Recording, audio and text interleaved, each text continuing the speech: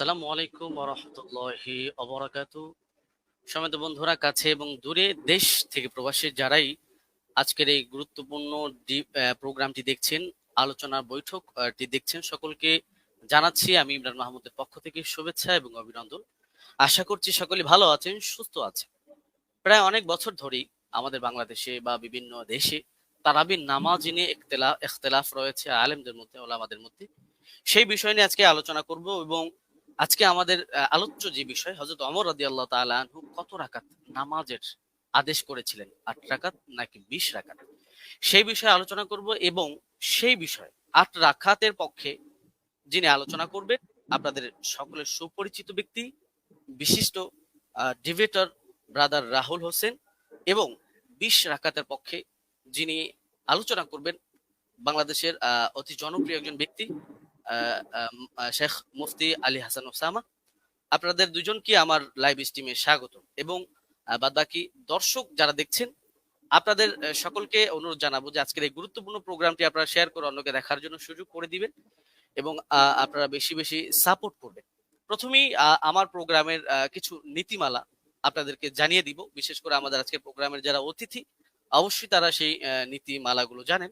তারপরও দর্শকদের উদ্দেশ্য করে আমি সেই নীতিমালাগুলো আপনাদেরকে একটু পড়ে শোনাবো। আপনি একটু আমার স্ক্রিনটা একটু লক্ষ্য করবেন প্লিজ। জি, আমি সরি, আমি একদম প্রথমেই যাচ্ছি।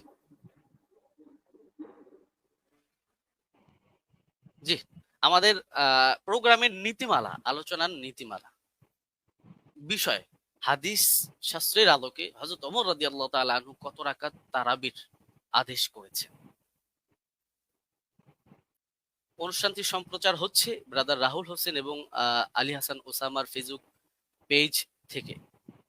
আলোচনার মধ্যে আমাদের একেবারেই রুলসের যে বিষয়, যে আলোচনার মধ্যে কোন রূপ বাধা প্রদান করা যাবে না। এক অতিথি অপরজনকে বাধা প্রদান করতে পারবে না। 4 নম্বর, বাধা প্রদান করলে 1 মিনিট সময় কেটে নেওয়া হবে। যিনি বাধা প্রদান করবে তার 1 মিনিট সময় কেটে দেওয়া হবে। 5 নাম্বার, যিনি আলোচনা করছেন, যাকে বাধা দেওয়া হচ্ছে, তার 1 মিনিট সময় তাকে বাড়িয়ে দেওয়া হবে। 6 নম্বর, বিষয়ের বাহিরে অপ্রাসঙ্গিক কথা বললে, আমি সঞ্চালক হিসেবে ইমরান মাহমুদ আছি, অবশ্যই আমি অতিথিদেরকে থামানোর অধিকার রাখি বা থামানোর অধিকার থাকবে। 7 নম্বর, আলোচনার 4টি পর্যায়ের মানে আলোচনাটা 4টা পর্যায়ে হবে এবং সেই পর্যায়গুলো আমি আপনাদেরকে বলবো। প্রথম পর্ব, কেস প্রেজেন্ট, নিজেদের দাবির পক্ষে প্রমাণ উপস্থাপন। এখানে একটি বিষয় আমি বলবো যে কেস প্রেজেন্টে অবশ্যই সবাই সবার দাবি প্রেজেন্ট করবে, অপরের দাবির উপরে খণ্ডন করবে না, শুধু নিজের দাবি নিয়েই আলোচনা করবে।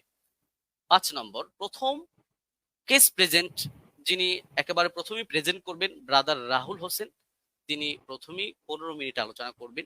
দ্বিতীয়তে মুফতি আলী হাসান ওসামা, তিনি 15 মিনিট আলোচনা করবেন। 10 নম্বর, খণ্ডন পর্ব, ব্রাদার রাহুল হোসেন প্রথম 15 মিনিট আলোচনা করবেন, আলী হাসান ওসামা দ্বিতীয়তে 15 মিনিট আলোচনা করবেন।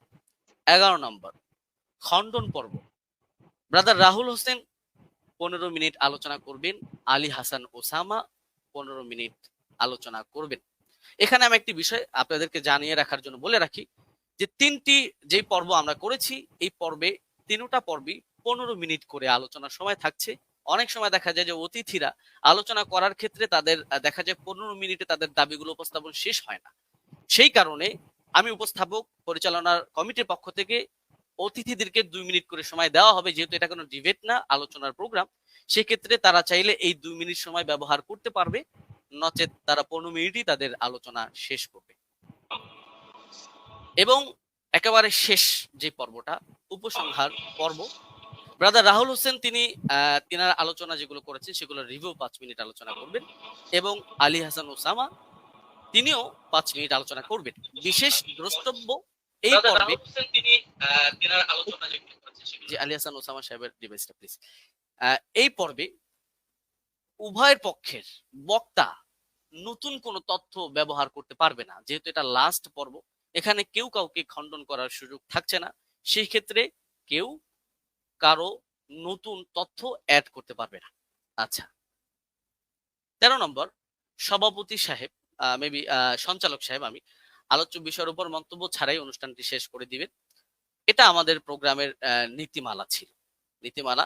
এবং আমাদের প্রোগ্রামের আরেকটি বিষয় হচ্ছে গুরুত্বপূর্ণ, যে আমরা যখন আলোচনা করব, প্রতিপক্ষ যেই থাকুক আমরা তাকে সম্মান সূচক শব্দ ব্যবহার করে আলোচনা করব। কোন রকমের অসম্মান সূচক শব্দ আমরা ব্যবহার করব না। শুধু প্রতিপক্ষ বক্তার ক্ষেত্রে নয়, প্রতিপক্ষের মুরব্বী ওলামায়ে কেরাম বা তিনি যাদেরকে অনুসরণ করেন তাদের যে কেউ হোক, কাউকে কটাক্ষ করে কোনো রকমের কথা বলা যাবে না। সুন্দর শব্দ দিয়ে তাদেরকে বলতে হবে। যদি কেউ অসুন্দর শব্দ ব্যবহার করে, যদি কেউ অবাঞ্ছনীয় শব্দ ব্যবহার করে, অবশ্যই সঞ্চালক হিসাবে আমি তাকে এই শব্দটা এক্সপান্স করাবো, উইথড্র করাবো। যাই হোক, আমি আমার আলোচনার শর্তগুলো, নীতিমালাগুলো আপনাদেরকে পড়ে শোনালাম। আমি আমার আলোচনার প্রোগ্রাম এখন স্টার্ট করছি এবং স্টার্টের শুরুতেই কেস প্রেজেন্ট, যিনি 8 রাকাতের পক্ষে স্টেট নিয়েছেন, ব্রাদার রাহুল হোসেন, আমি আপনার কাছে যাব এবং আমি আপনাকে দিয়ে শুরু করব এবং আপনি আপনার আলোচনার জন্য সময় পাচ্ছেন 15 মিনিট। আপনি বললে আমি টাইমটা শুরু করে দিব। আচ্ছা, আমি স্লাইড শো করব। আমি একটা স্লাইড দেব আপনাকে, ওটাকে অ্যাপ্রুভ করতে হবে।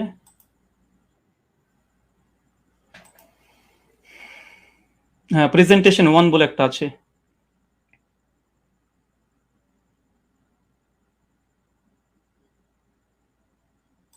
হ্যাঁ, স্লাইডটা কি ঠিক আছে আপনার? হ্যাঁ, এটাই। ওকে, ঠিক আছে। আপনি বললে আমি টাইমটা আপনাকে শুরু করব। হ্যাঁ, এখন 7 মিনিট 42 সেকেন্ড চলছে। আপনি চাইলে 8 আচ্ছা, মিনিট থেকে। আপনি শুরু করতে পারেন। জি, জি। আসসালামু আলাইকুম ওয়া রাহমাতুল্লাহি ওয়া বারাকাতুহু। আলহামদুলিল্লাহি রাব্বিল আলামিন ওয়াস সালাতু ওয়াস সালামু আলা রাসূলিহিল আমিন ওয়া আলা আলিহি ওয়া সাহবিহি আজমাইন, আম্মা বাদ। সম্মানিত দর্শক মণ্ডলী এবং আজকের সঞ্চালক সাহেব এবং আমার প্রতিপক্ষ হিসেবে যিনি আজকে এসেছেন, ওস্তাদ আলী হোসেন ওসামা, এবং যারা ভিউয়ার্স এখন এই মুহূর্তে দেখছেন তাদেরকে প্রথমেই প্রাথমিক পর্যায়ে সকলকে ঈদের শুভেচ্ছা জানাই।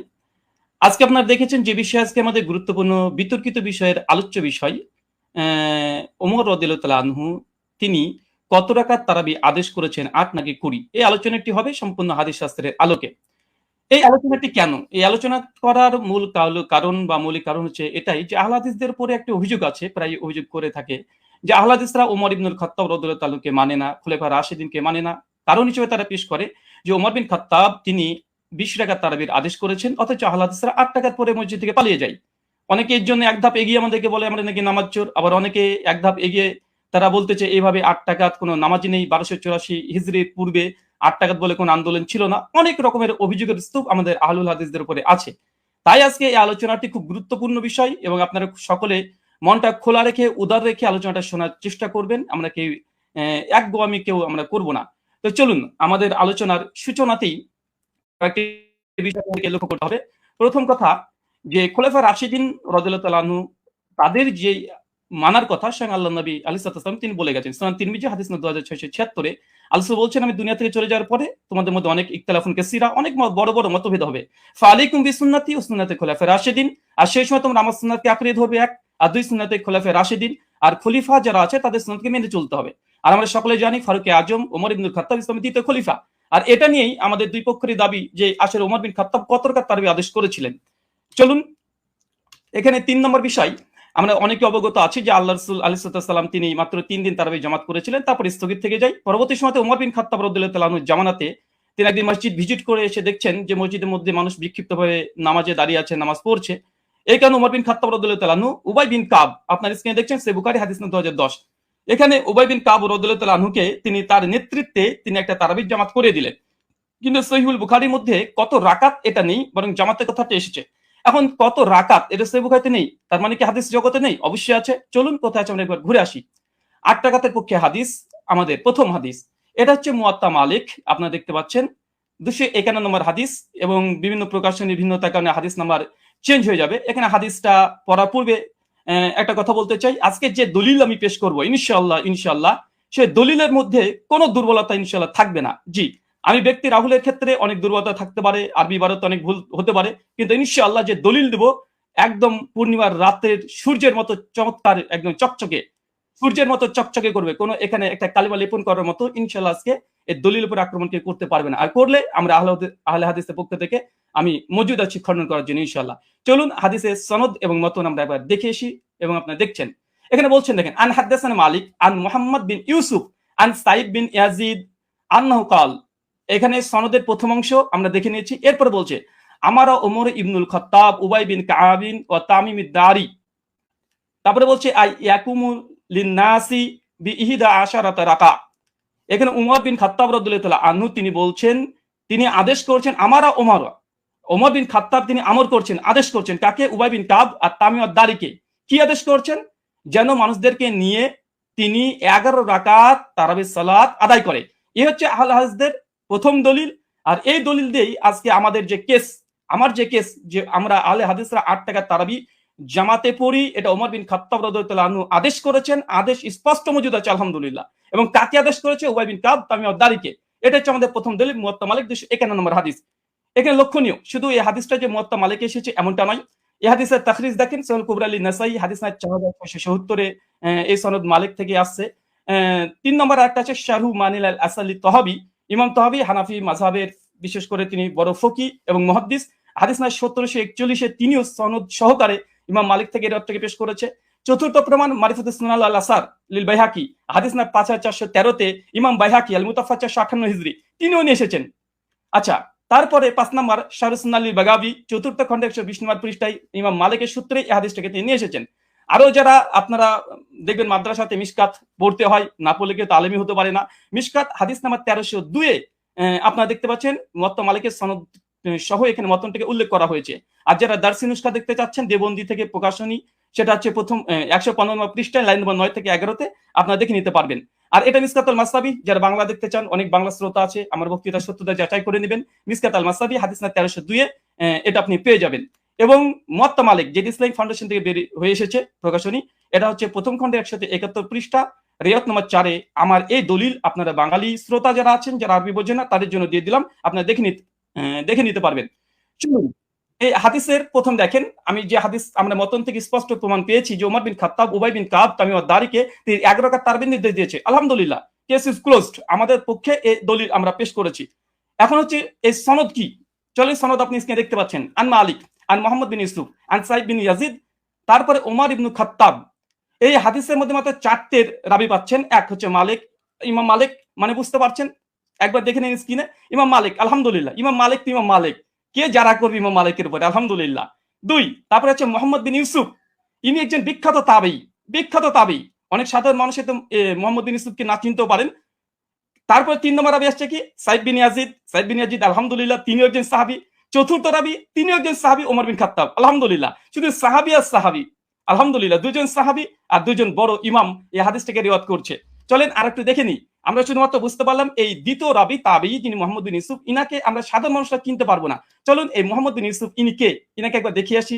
চলেন, মোহাম্মদ বিন ইউসুফ আল মাদানী রাহিমাহুল্লাহ এমন একজন ব্যক্তিত্ব যা সহিহ বুখারীতে আলহামদুলিল্লাহ 105 খানা হাদিস মজুদ আছে। 105 খানা আপনার স্ক্রিনে লক্ষ্য করছেন, হাদিস নাম্বার দিয়ে সার্চ করলে আপনারা দেখতে পাবেন। চলেন এরপর সনদ আবার দেখছেন, আন মালিক আন মুহাম্মদ বিন ইউসুফ আন সাইব বিন ইয়াজিদ আন, তারপর ওমর ইবনে খাত্তাব। এই যে সনদটা ভালোভাবে দেখেন, আন মালিক আন মুহাম্মদ বিন ইউসুফ আন সাইব বিন ইয়াজিদ। আবার দেখেন আন মুহাম্মদ বিন ইউসুফ আন সাইব বিন ইয়াজিদ। শুধুমাত্র মুহাম্মদ বিন ইউসুফ যে সহিহ বুখারীর রাবি এমনটা নয়, বরং সহিহ বুখারীর মধ্যে আলহামদুলিল্লাহ কমপক্ষে 4টে হাদিস সেম এই চেনটা এসেছে। দেখেন সহিহ বুখারী হাদিস না 1858, হাদিস না 2824, হাদিস না 4062, কমপক্ষে 4টে হাদিস আছে আন মুহাম্মদ বিন ইউসুফ আন সাইব বিন ইয়াজিদ, একদম পাশাপাশি আছে। শুধু মুহাম্মদ বিন ইউসুফ যে শুধুমাত্র তিনি যে বুখারীর রাবি এমনটা নয়, বরং সেম চেন যেটা মুয়াত্তা মালিকের 8 টাকাতে পক্ষে দলিল পেশ করেছি, একই চেন আলহামদুলিল্লাহ সহিহ বুখারীর মধ্যে মজুদ আছে কমপক্ষে 3টে, আরো সহিহ মুসলিম আপনারা চেক করলে পেয়ে যাবেন। আচ্ছা, এই হাদিসের সনদ পর্যালোচনা সংক্ষিপ্তভাবে করে দিই, যা আমরা দেখলাম এতক্ষণে। প্রথম পয়েন্ট দেখেন, সাহাবী থেকে সাহাবী কেন? ওমর বিন খাত্তাব সাইব বিন ইয়াজিদ ওমর বিন খাত্তাবের আদেশ বর্ণনা করছে, দুজনই সাহাবী, আলহামদুলিল্লাহ। এটা মুহাদ্দিসদের ভাষাতে এই সনদকে বলা হয় সিলসিলাতুল জাহাব, মানে ইমাম মালিক তিনি হচ্ছে মুসান্নিফ গ্রন্থের, আর সাহাবী পর্যন্ত যেতে মাত্র একজন রাবী লেগেছে, মাত্র একজন, আর সে হচ্ছে মুহাম্মদ বিন ইউসুফ, যিনি সহিহ বুখারীর 105 খানা হাদিস বর্ণনা করেছেন। সহিহ মুসলিম আলহামদুলিল্লাহ আছে। তৃতীয় এই সনদের যতজন রাবি আছে সবগুলো মাদানি, আলহামদুলিল্লাহ। ইমাম মালিক মদিনার ইমাম, আলহামদুলিল্লাহ। মোহাম্মদ বিন ইউসুফ একজন বিখ্যাত তাবি, ইনিও মাদানি, আলহামদুলিল্লাহ। তাহলে দেখছেন এখানে তিনটে, যে সাহাবি থেকে সাহাবি হাদিস বর্ণনা করছে, মাত্র একটা রাবি দিয়ে একদম সাহাবি ওমর বিন খাত্তাব পর্যন্ত পৌঁছে যাচ্ছে, আলহামদুলিল্লাহ। এটা যে সিলসিলাতুল জাহাব তথা গোল্ডেন চেন। এরপরে চলেন, আচ্ছা আমার স্লাইডে এক সেকেন্ড,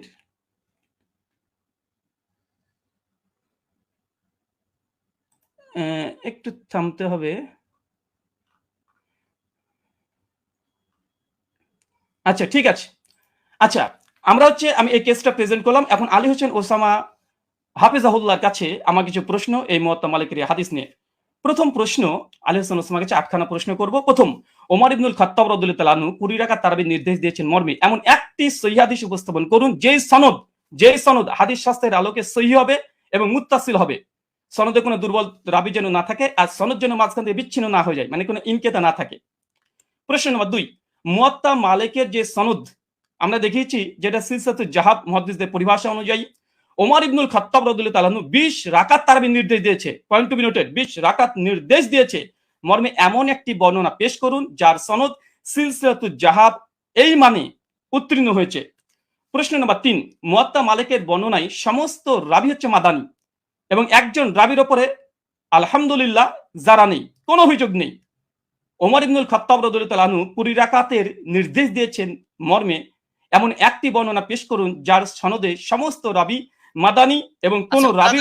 ব্রাদার প্লিজ একটু আমি আপনি কিন্তু 20 রাকাতের বিষয়ে কোশ্চেন করছেন, পরবর্তীতে কিন্তু এটা এখন কি আপনি কোশ্চেন গুলো করবেন নাকি পরবর্তীতে করবেন?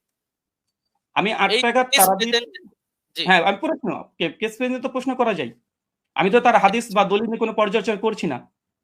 জি অবশ্যই। জি, মুয়াত্তা মালিকের যে বর্ণনা পেশ করেছি এটা সমস্ত কোন রাবির পরে সামান্য পরিমাণে জারা নেই। আমি এখানে প্রশ্ন, ওমর ইবনুল খাত্তাব রাদিয়াল্লাহু তাআলা থেকে এমন একটি 20 রাকাতের তারাবির দলিল আপনি পেশ করবেন যেখানে সমস্ত রাবি যতজন থাকবে তার উপরে কোনো মানে দুর্বলতা থাকবে না, এমন একটা রিওয়ায়াত পেশ করবেন।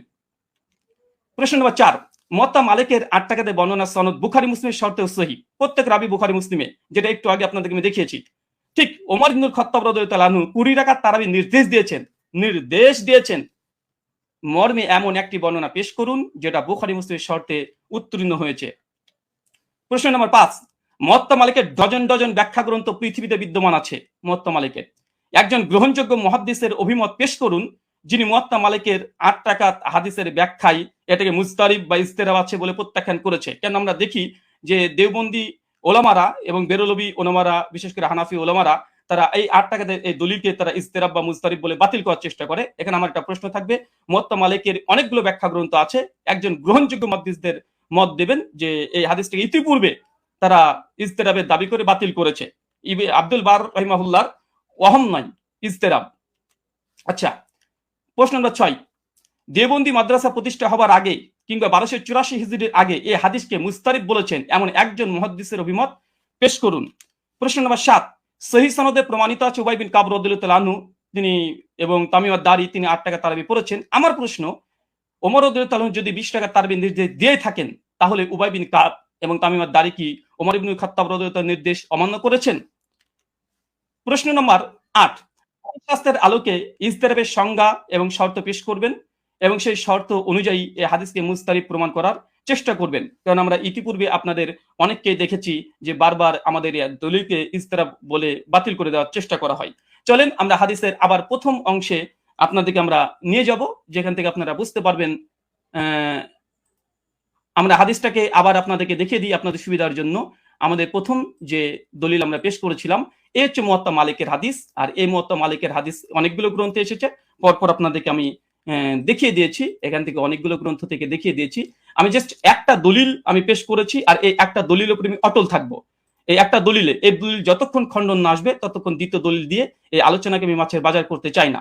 তাই এই সনদটাকে বারবার দেখবেন, আন মালিক আন মুহাম্মদ বিন ইউসুফ আন সাইদ বিন ইয়াজিদ, তারপর ওমর ইবনুল খাত্তাব। মাত্র ইমাম মালিক তো ইমাম মালিক রাহিমাহুল্লাহ আলহামদুলিল্লাহ। মুহাম্মদ বিন ইউসুফ তিনি একজন বিখ্যাত তাবী, যার 105খানা হাদিস আছে। আর সাইদ বিন ইয়াজিদ ইনিও স্বয়ং আল্লাহ রাসূলের সঙ্গে হজ করেছেন, যেটা সহিহ বুখারী 858 তে প্রমাণিত পাওয়া যায়। আর ওমর ইবনুল খাত্তাব আমি জাস্ট এই একটা দলিলের উপরে আপনাদের সামনে উপস্থাপন করেছি, এবং হাদিসের শব্দ আমার ওমর ইবনুল খাত্তাব, ওমর বিন খাত্তাব আদেশ দিয়েছেন, একদম আদেশ শব্দ মজুদ আছে। কাকে আদেশ দিয়েছেন? উবাই বিন কাবকে। আর কাকে? তামিম আদ-দারিকে। কত রাকাত? বিহিদা আশারাতা রাকা, 11 রাকাতের নির্দেশ দিয়েছে। স্পষ্টভাবে আমাদের এই দলিলে আমার যা কেস বা আমাদের আহলুল হাদিসদের যে দাবি, তার পক্ষে জাস্ট একটা দলিল, ইনশাআল্লাহ যদি সম্ভব হয় দলিলকে যদি খণ্ডন করে, ইনশাআল্লাহ তারপরে আমাদের দ্বিতীয় দলিল আমরা পেশ করব। কেননা আলোচনার মধ্যে অনেক বেশি দলিল দিয়ে গেলে, কারণ আমাদের আলোচনা যেহেতু এখানে পর্যালোচনা, এটা ডিবেট নয়। ডিবেট হলে আমি অনেক কিছু করতে পারতাম, কিন্তু আমি যেহেতু ওস্তাদজির সঙ্গে একমত হয়ে এসেছি, তাই আমি তেমন কিছু মানে অনেক কথাই বলার ইচ্ছা থাকলে আমি বলবো না এখানে, কারণ আমি শেখকে বা ওস্তাদকে আমি অনেক সম্মান দিই এবং ভালোবাসা তার প্রতি আমার অনেকগুলো আছে। আর এ থেকেই একটা হাদিস, আর এই হাদিস আমি শুধুমাত্র শেখের কাছে বুঝতে এসেছি, যেহেতু তিনি আমাকে বুঝাতে এসেছেন। আর পর্যালোচনা যেহেতু এটা ডিবেট নয়, তার জন্য আমার এই একটা হাদিস, যে দাবির পক্ষে আমরা আহলুল হাদিসরা 8 টাকা তারাবি পড়ি এবং এই হাদিসের মান আমাদের নিকটে সহি, এবং আমাদের কাছ থেকে 8খানা প্রশ্ন আমরা উপস্থাপন করেছি 20 টাকাতের পক্ষে।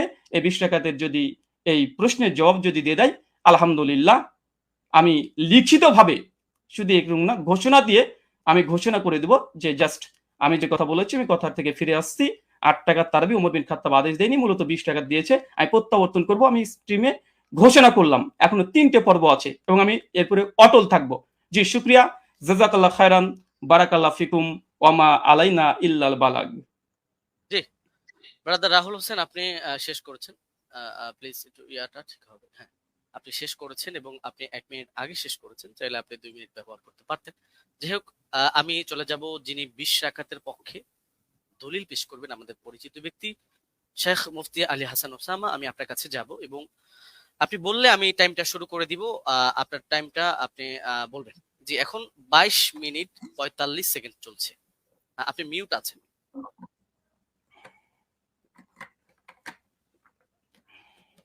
আমাদের পরিচিত ব্যক্তি জি শেখ মুফতি আলী হাসান ওসামা, আমি আপনার কাছে যাব এবং আপনি বললে আমি টাইমটা শুরু করে দিব। আমার আওয়াজ কি শোনা যাচ্ছে? আপনার আওয়াজ শোনা যাচ্ছে। আপনার পাশে একটা ফোন চলছে, ফোনটা একটু অফ করুন, আপনি মিউট আছেন বা অন্য কোনো ডিভাইস চলছে। আওয়াজ কি শুনতে পাচ্ছেন? আমার আওয়াজ শুনতে পাচ্ছি। মুফতি আলী হাসান ওসামা, আমি আপনার কাছে যাব এবং আপনি বললে আমি, আপনি কি শুনতে পাচ্ছেন আমাদের? এখন আপনাকে শোনা যাচ্ছে? আপনাকে এখন শোনা যাচ্ছে? জি, ধন্যবাদ। শুরু করতে পারেন। জি, শুরু করতে পারেন। হ্যাঁ, 23 মিনিট 40 সেকেন্ড থেকে আপনার স্টার্ট। জি, হামিদান ওয়া মুসাল্লিয়ান ওয়া মুসাল্লিমা আম্মা বাদ। আমরা মূল আলোচনায় চলে আসি কোনো ধরনের ভূমিকা ছাড়া। যেহেতু এটা কেস প্রেজেন্ট পর্ব, এখানে আমরা আমাদের দাবি উত্থাপন করব, আর ব্রাদার রাহুলের দাবি নিয়ে আমরা পরবর্তী খণ্ডন পর্বের মধ্যে বিস্তারিত আলোচনা করবো ইনশাআল্লাহ।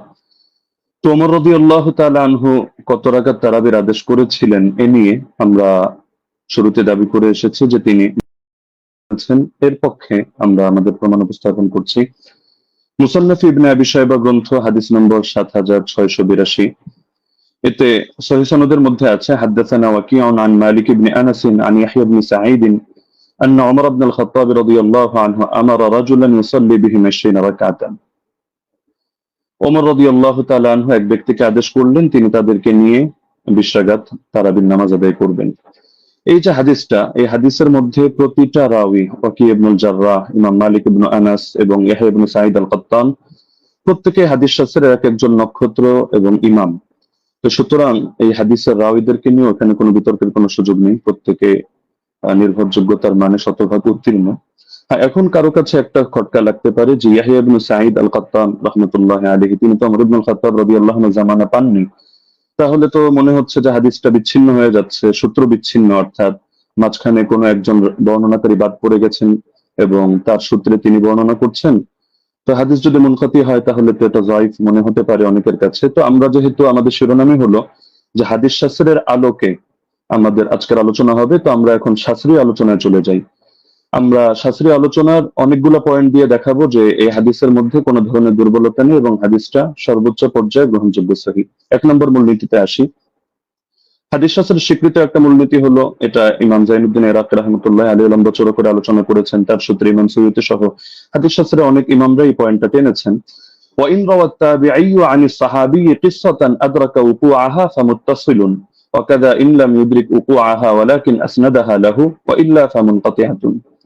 তাবিঈ যদি সাহাবী থেকে এমন কোন বিষয়, এমন কোন ঘটনা বর্ণনা করেন যেটা তিনি পেয়েছেন, অর্থাৎ তিনি তো তাকে নিজের চোখে দেখেননি, কিন্তু ঘটনাটা ক্রমবর্ধমান ভাবে চলে আসছে এবং পরবর্তীতে তার জামানায় তিনি ঘটনাটা পেয়েছেন, তাহলে হাদিস শাস্ত্রের বিবেচনা এটাকে মুত্তাসিল বলে গণ্য করা হয়। যদিও বাহ্য দৃষ্টিতে যারা হাদিস শাস্ত্রের জ্ঞান রাখেন, অজ্ঞদের চোখে মনে হতে পারে এটা সূত্র বিচ্ছিন্ন, কিন্তু এটা ইমামরা স্পষ্ট বলে যাচ্ছেন যে না, এটা হুকুমের বিবেচনা, এটাকে মুনকাতি সূত্র বিচ্ছিন্ন ধরা হয় না, বরং মুত্তাসিল হিসাবেই ধরা হয়। আর যদি তারা এভাবে না করেন, সেই ক্ষেত্রে এমন কোন ঘটনা বর্ণনা করলেন যেটা পরবর্তীতে আর এটা জারি থাকেনি, তারা এটা পায়নি, তাহলে সেই ক্ষেত্রে এটাকে মুনকাতি হিসাবে গণ্য করা হয়। ইমাম ইরাকি রাহমাতুল্লাহ আলাইহি স্পষ্ট ভাবে লেখেন যে ওয়াকাদ হাকা ইত্তিফাক আহলি তামিজ মিন আহলিল হাদিস আলা যালিকা ইবনুল মাওয়াক। ইমাম ইবনুল মাওয়াক এই ব্যাপারে মুহাদ্দিসদের মধ্য থেকে যারা বিশ্লেষক, তাদের ঐকমত্য বর্ণনা করেছেন। এটা তামহিদ প্রথম খণ্ড 26 নম্বর পৃষ্ঠায় আছে, উলুমুল হাদিস 26 নম্বর পৃষ্ঠায় আছে, 62 নম্বর পৃষ্ঠা, শারহুত তাফসিরা প্রথম খণ্ড 223, তাদরিবুর রাওয়ী প্রথম খণ্ড 249। যার কারণে শেখ সালেহ আল মুনাজ্জিদ, আল্লাহ তাআলা তাকে অতি দ্রুত কারামুক্তি করুন, সালাফিদের বড় শেখ, তিনি তার ইসলামকে ওয়েবসাইটের মধ্যে এই বিষয়ে মন্তব্য করেছেন। এটা প্রশ্ন নম্বর 82152 অধীনে আপনারা পেয়ে যাবেন। وبمجموع هذه الروايات يتبين أن ال20 ركعة كانت هي السنة الغالبة على التراويح في زمن عمر بن الخطاب رضي الله عنه، ومثل صلاة التراويح أمر مشهور يتناقله الجيل وعامة الناس، ورواية يزيد بن رومان ويحيى القطان يعتبر بهما وإن كان لم يدرك عمر، فإنهما ولا شك تلقياه عن مجموع الناس الذين أدركوهم، وذلك أمر لا يحتاج إلى رجل يسنده فإن المدينة كلها تسنده। পুরো এবারটা আমি শুনিয়ে দিলাম, যার মূল সারমর্ম এটাই দাঁড়াচ্ছে যে যদিও ইয়াহিয়া আল কাত্তান এবং ইয়াজিদ ইবনে রুমান সরাসরি ওমর রাদিয়াল্লাহু আনহু সাক্ষাৎ পাননি, কিন্তু এটা হাদিসের বিশুদ্ধতার মধ্যে কোনো সমস্যা হবে না, এটাকে বিচ্ছিন্ন ধরা হবে না, কারণ এটা তারা এই পরিমাণ, বিপুল পরিমাণ মানুষ থেকে এটা তারা লাভ করেছেন এই সংক্রান্ত বর্ণনা, যারা সরাসরি ওমর থেকে এটা দেখেছেন। সুতরাং এখানে সুনির্দিষ্ট একজন ব্যক্তি লাগবে না যে এটার সনদ বয়ান করবে, বরং গোটা মদিনায় এর সনদ বয়ান করবে। তো সুতরাং দেখা যাচ্ছে যে যারা হাদিস শাস্ত্র সম্পর্কে অজ্ঞ, তাদের কাছে সূত্র বিচ্ছিন্ন মনে হলো। যেহেতু শাস্ত্রের আলোকে আলোচনা, সুতরাং মূলনীতির আলোকে আমরা স্পষ্ট দেখালাম যে এটা সূত্র বিচ্ছিন্ন নয়, বরং এটা মুত্তাসিল হিসাবে ধর্তব্য হবে। দ্বিতীয় হলো ইমাম ইয়াহইয়া ইবনে সাঈদ আল কাত্তান রাহমাতুল্লাহ আলাইহি, তিনি যেন তেন ব্যক্তিত্ব নন, তিনি জরাতে আদিল শাস্ত্রের ইমাম, অর্থাৎ যার মতামত নিয়ে আমরা অন্যদেরকে মেপে থাকি, এবং তার ব্যাপারে জরাতে আদিল শাস্ত্রে স্পষ্ট লেখা আছে যে তিনি যার তার থেকে হাদিস রিওয়ায়াত করেন না। যেমন তাহদিবুত তাহদিব চতুর্থ খণ্ড 357 পৃষ্ঠা, তাহদিবুল কামাল 31 নম্বর খণ্ড 329 পৃষ্ঠা, এখানে ইমাম এজিল সূত্রে লেখা আছে বসরিয়ুন থিকাতুন নাকিউল হাদিস কানা লা ইউহাদ্দিসু ইল্লা আন থিকা। ইমাম ইয়াহইয়া ইবনে সাঈদ আল কাত্তান তিনি শুধু সিকারাওয়ীদের থেকে হাদিস বয়ান করেন, যার তার থেকে বয়ান করেন না। একইভাবে আস-সিকাত কিতাব সপ্তম খণ্ড 611 পৃষ্ঠা, তাহদিবুত তাহদিব চতুর্থ খণ্ড 357 পৃষ্ঠা, ইকমালু তাহদিবুল কামাল 12 নম্বর খণ্ড 313 পৃষ্ঠা, তাহদিবুল কামাল 31 নম্বর খণ্ড 329 পৃষ্ঠা, এগুলোতে স্পষ্ট লেখা আছে যে ওয়া আমানা ফিল বাহসি আনিন নাকলি ওয়া তারাকা দুআফা। ইমাম ইয়াহইয়া ইবনে সাঈদ আল কাত্তান তিনি হাদিস শাস্ত্র বয়ান করার ক্ষেত্রে তিনি গভীরভাবে কাজটা করেন, তিনি যায়িফ রাওয়ীদেরকে পরিহার করেন। একইভাবে ইমাম আহমদ বিন হাম্বলের একাধিক মত আমরা বর্ণনা করতে পারবো এক্ষেত্রে, যেমন আল জারহ ওয়াত তা'দীল ইবনে আবি হাতিম প্রথম খণ্ড 232 পৃষ্ঠা, সেখানে ইমাম আহমদ বিন হাম্বল সূত্রে আছে, তিনি বলেছেন মা রাআইনা মিসলা ইয়াহইয়া ইবনে সাঈদ ফি হাদা শা'n, ইয়ানি ফি মারিফাতিল হাদিস ওয়া রুওয়াতিহি ওয়া কানা সাহিব হাদা শা'n। আমরা ইয়াহইয়া ইবনে সাঈদের মতো ব্যক্তি এই শাস্ত্রে দেখিনি, অর্থাৎ হাদিস জানা এবং হাদিসের বর্ণনাকারীদের ব্যাপারে জানা, তিনি এই ব্যাপারে বিশেষ পাণ্ডিত্যের অধিকারী ছিলেন।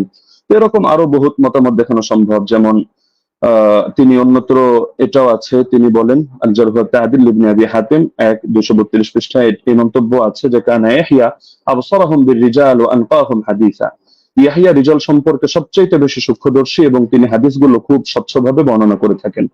তো সুতরাং তিনি যার তার থেকে হাদিস বর্ণনা করবেন না, এটা স্পষ্ট বিষয়, এবং এখানে তো যার তার থেকে করার প্রশ্নই আসছে না, কারণ এখানে যেহেতু গোটা মদিনাবাসী এই ব্যাপারে প্রত্যক্ষ সাক্ষী। 3 নম্বরে যদি আমরা তর্কের খাতিরে এটাকে মুরসাল বলিও, তবু এই জাতীয় মুরসালরা সকলের মতে গ্রহণযোগ্য।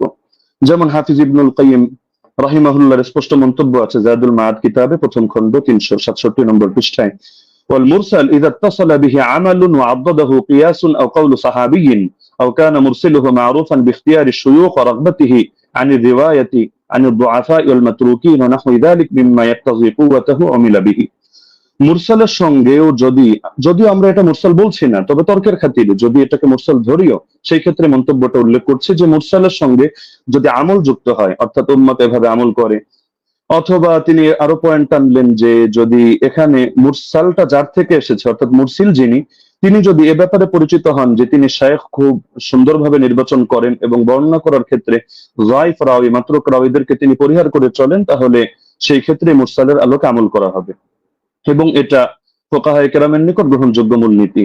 আল ইহকাম ফি উসুলিল আহকাম আমিদের কিতাবের মধ্যে স্পষ্ট আছে যে জাতীয় মুরসাল এটা ফাকাবিলাহু আবু হানিফা ওয়া মালিক ওয়া আহমদ ইবনে হাম্বল ফি আশহারি রিওয়ায়াতাইন আনহু। ইমাম আবু হানিফা গ্রহণ করেন, ইমাম মালিক গ্রহণ করেন, ইমাম আহমদ বিন হাম্বলের একটা প্রসিদ্ধ মত যেটা তার আলোকে দেখা যায় তিনিও গ্রহণ করেন। ঈসা ইবনে আবান রাহিমাহুল্লাহ তিনি একটু ভাগ করেন, তিনি শুধু فصل عيسى بن أبان فقبل مراسيل الصحابة والتابعين وتابعي التابعين ومن هو من أئمة النقل مطلقا دون من عدا هؤلاء। তিনি সাহাবীদের মুরসাল গ্রহণ করেন, তাবেঈদেরটা করেন, তাবেঈদেরটা করেন এবং যারা হাদিস শাস্ত্রের ইমাম তাদেরটা করেন, অন্যদেরটা করেন না। এটা মেনে নিলেও সমস্যা নেই, কারণ ইমাম ইয়াহিয়া আল কাত্তান তিনি হাদিস শাস্ত্রের ইমাম, আর তিনি যে ক্যাটাগরি বর্ণনা করেছেন এই ক্যাটাগরির মধ্যে আছেন। আর ইমাম শাফির মত প্রসিদ্ধ, এটা আল ইহকাম কিতাবের মধ্যে আছে, একইভাবে নুজহাতুন নাজার ফি তাওদীহ নুখবাতিল ফিকার সেখানেও আছে। ইমাম শাফি রাহমাতুল্লাহ আলাইহির বক্তব্যের মধ্যে স্পষ্ট দেখা যাচ্ছে যে তিনি বলেছেন যে মুরসাল যদি সাহাবীর মুরসাল হয় তাহলে তো গ্রহণযোগ্য, আর যদি এমন মুরসাল হয় আও মুরসালান قد اسنده غير مرسله او ارسله راو اخر يروي عن غير شيوخ الاول او عضده قول صحابي او قول اكثر اهل العلم او ان يكون المرسل قد عرف من حاله انه لا يرسل عمن فيه علة من جهالة أو غيرها كمراسيل ابن المسيب فهو مقبول وإلا فلا، ووافقه على ذلك أكثر أصحابه والقاضي أبو بكر وجماعة من الفقهاء। ইমাম শাফি রাহিমাহুল্লাহর মন্তব্য হচ্ছে যদি সাহাবীর মুরসাল না হয় এমন মুরসাল হয় যে মুরসালের সঙ্গে কিছু বিষয় যুক্ত থাকে, যেমন তিনি একটা উদাহরণ দিয়েছেন, যদি অধিকাংশ আহলে ইলমের বক্তব্য এর পক্ষে সমর্থন যোগায়, অর্থাৎ তারাও এই মতে পোষণ করেন, অথবা মুরসিলের গুণ হলো তিনি যাত্রার থেকে ইরসাল করেন না, বরং তিনি এমন কারো থেকে ইরসাল করা থেকে নিজেকে বিরত রাখেন যার মধ্যে কোনো দোষ আছে, সে মাঝহুলি হোক, সে অন্য কোনো দোষে দোষী হোক, যেমন ইমাম সাঈদ ইবনে মুসাইয়্যিব রাহমাতুল্লাহ আলাইহি, এগুলো তিনি গ্রহণ করে নেন। এটা আল ইহকাম আমিদি কিতাবের মধ্যে আছে। একইভাবে ইমাম নাবাবী তার আল মাজমু' শারহুল মুহাদ্দাবের 6 নম্বর খণ্ড 206 নম্বর পৃষ্ঠায় এটা বলেছেন, ইহতাজ্জু শাফিঈ বিল মুরসাল ইযা তাদাদা أحد أربعة أمور إما حديث مسند وإما مرسل من طريق آخر وإما قول صحابي وإما قول أكثر العلماء। তো সময় যেহেতু কম আমরা সব রেফারেন্স টানছি না, আরো কয়েকটা কিতাবের হাওয়ালা দিয়ে দিচ্ছি।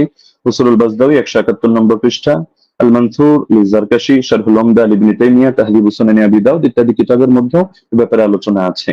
এবার আসি আমরা যদি সালাফি শায়খদের মূলনীতিও মেনে নিই, যেমন শায়খ আলবানী রাহিমাহুল্লাহকে এক্ষেত্রে আমরা উদাহরণ হিসেবে রাখতে পারি। তো শায়খ আলবানী রাহিমাহুল্লাহ প্রসিদ্ধ কিতাব সিলসিলাতুল আহাদিস সহিহা, এটা তো সকলের নিকটে পরিচিত।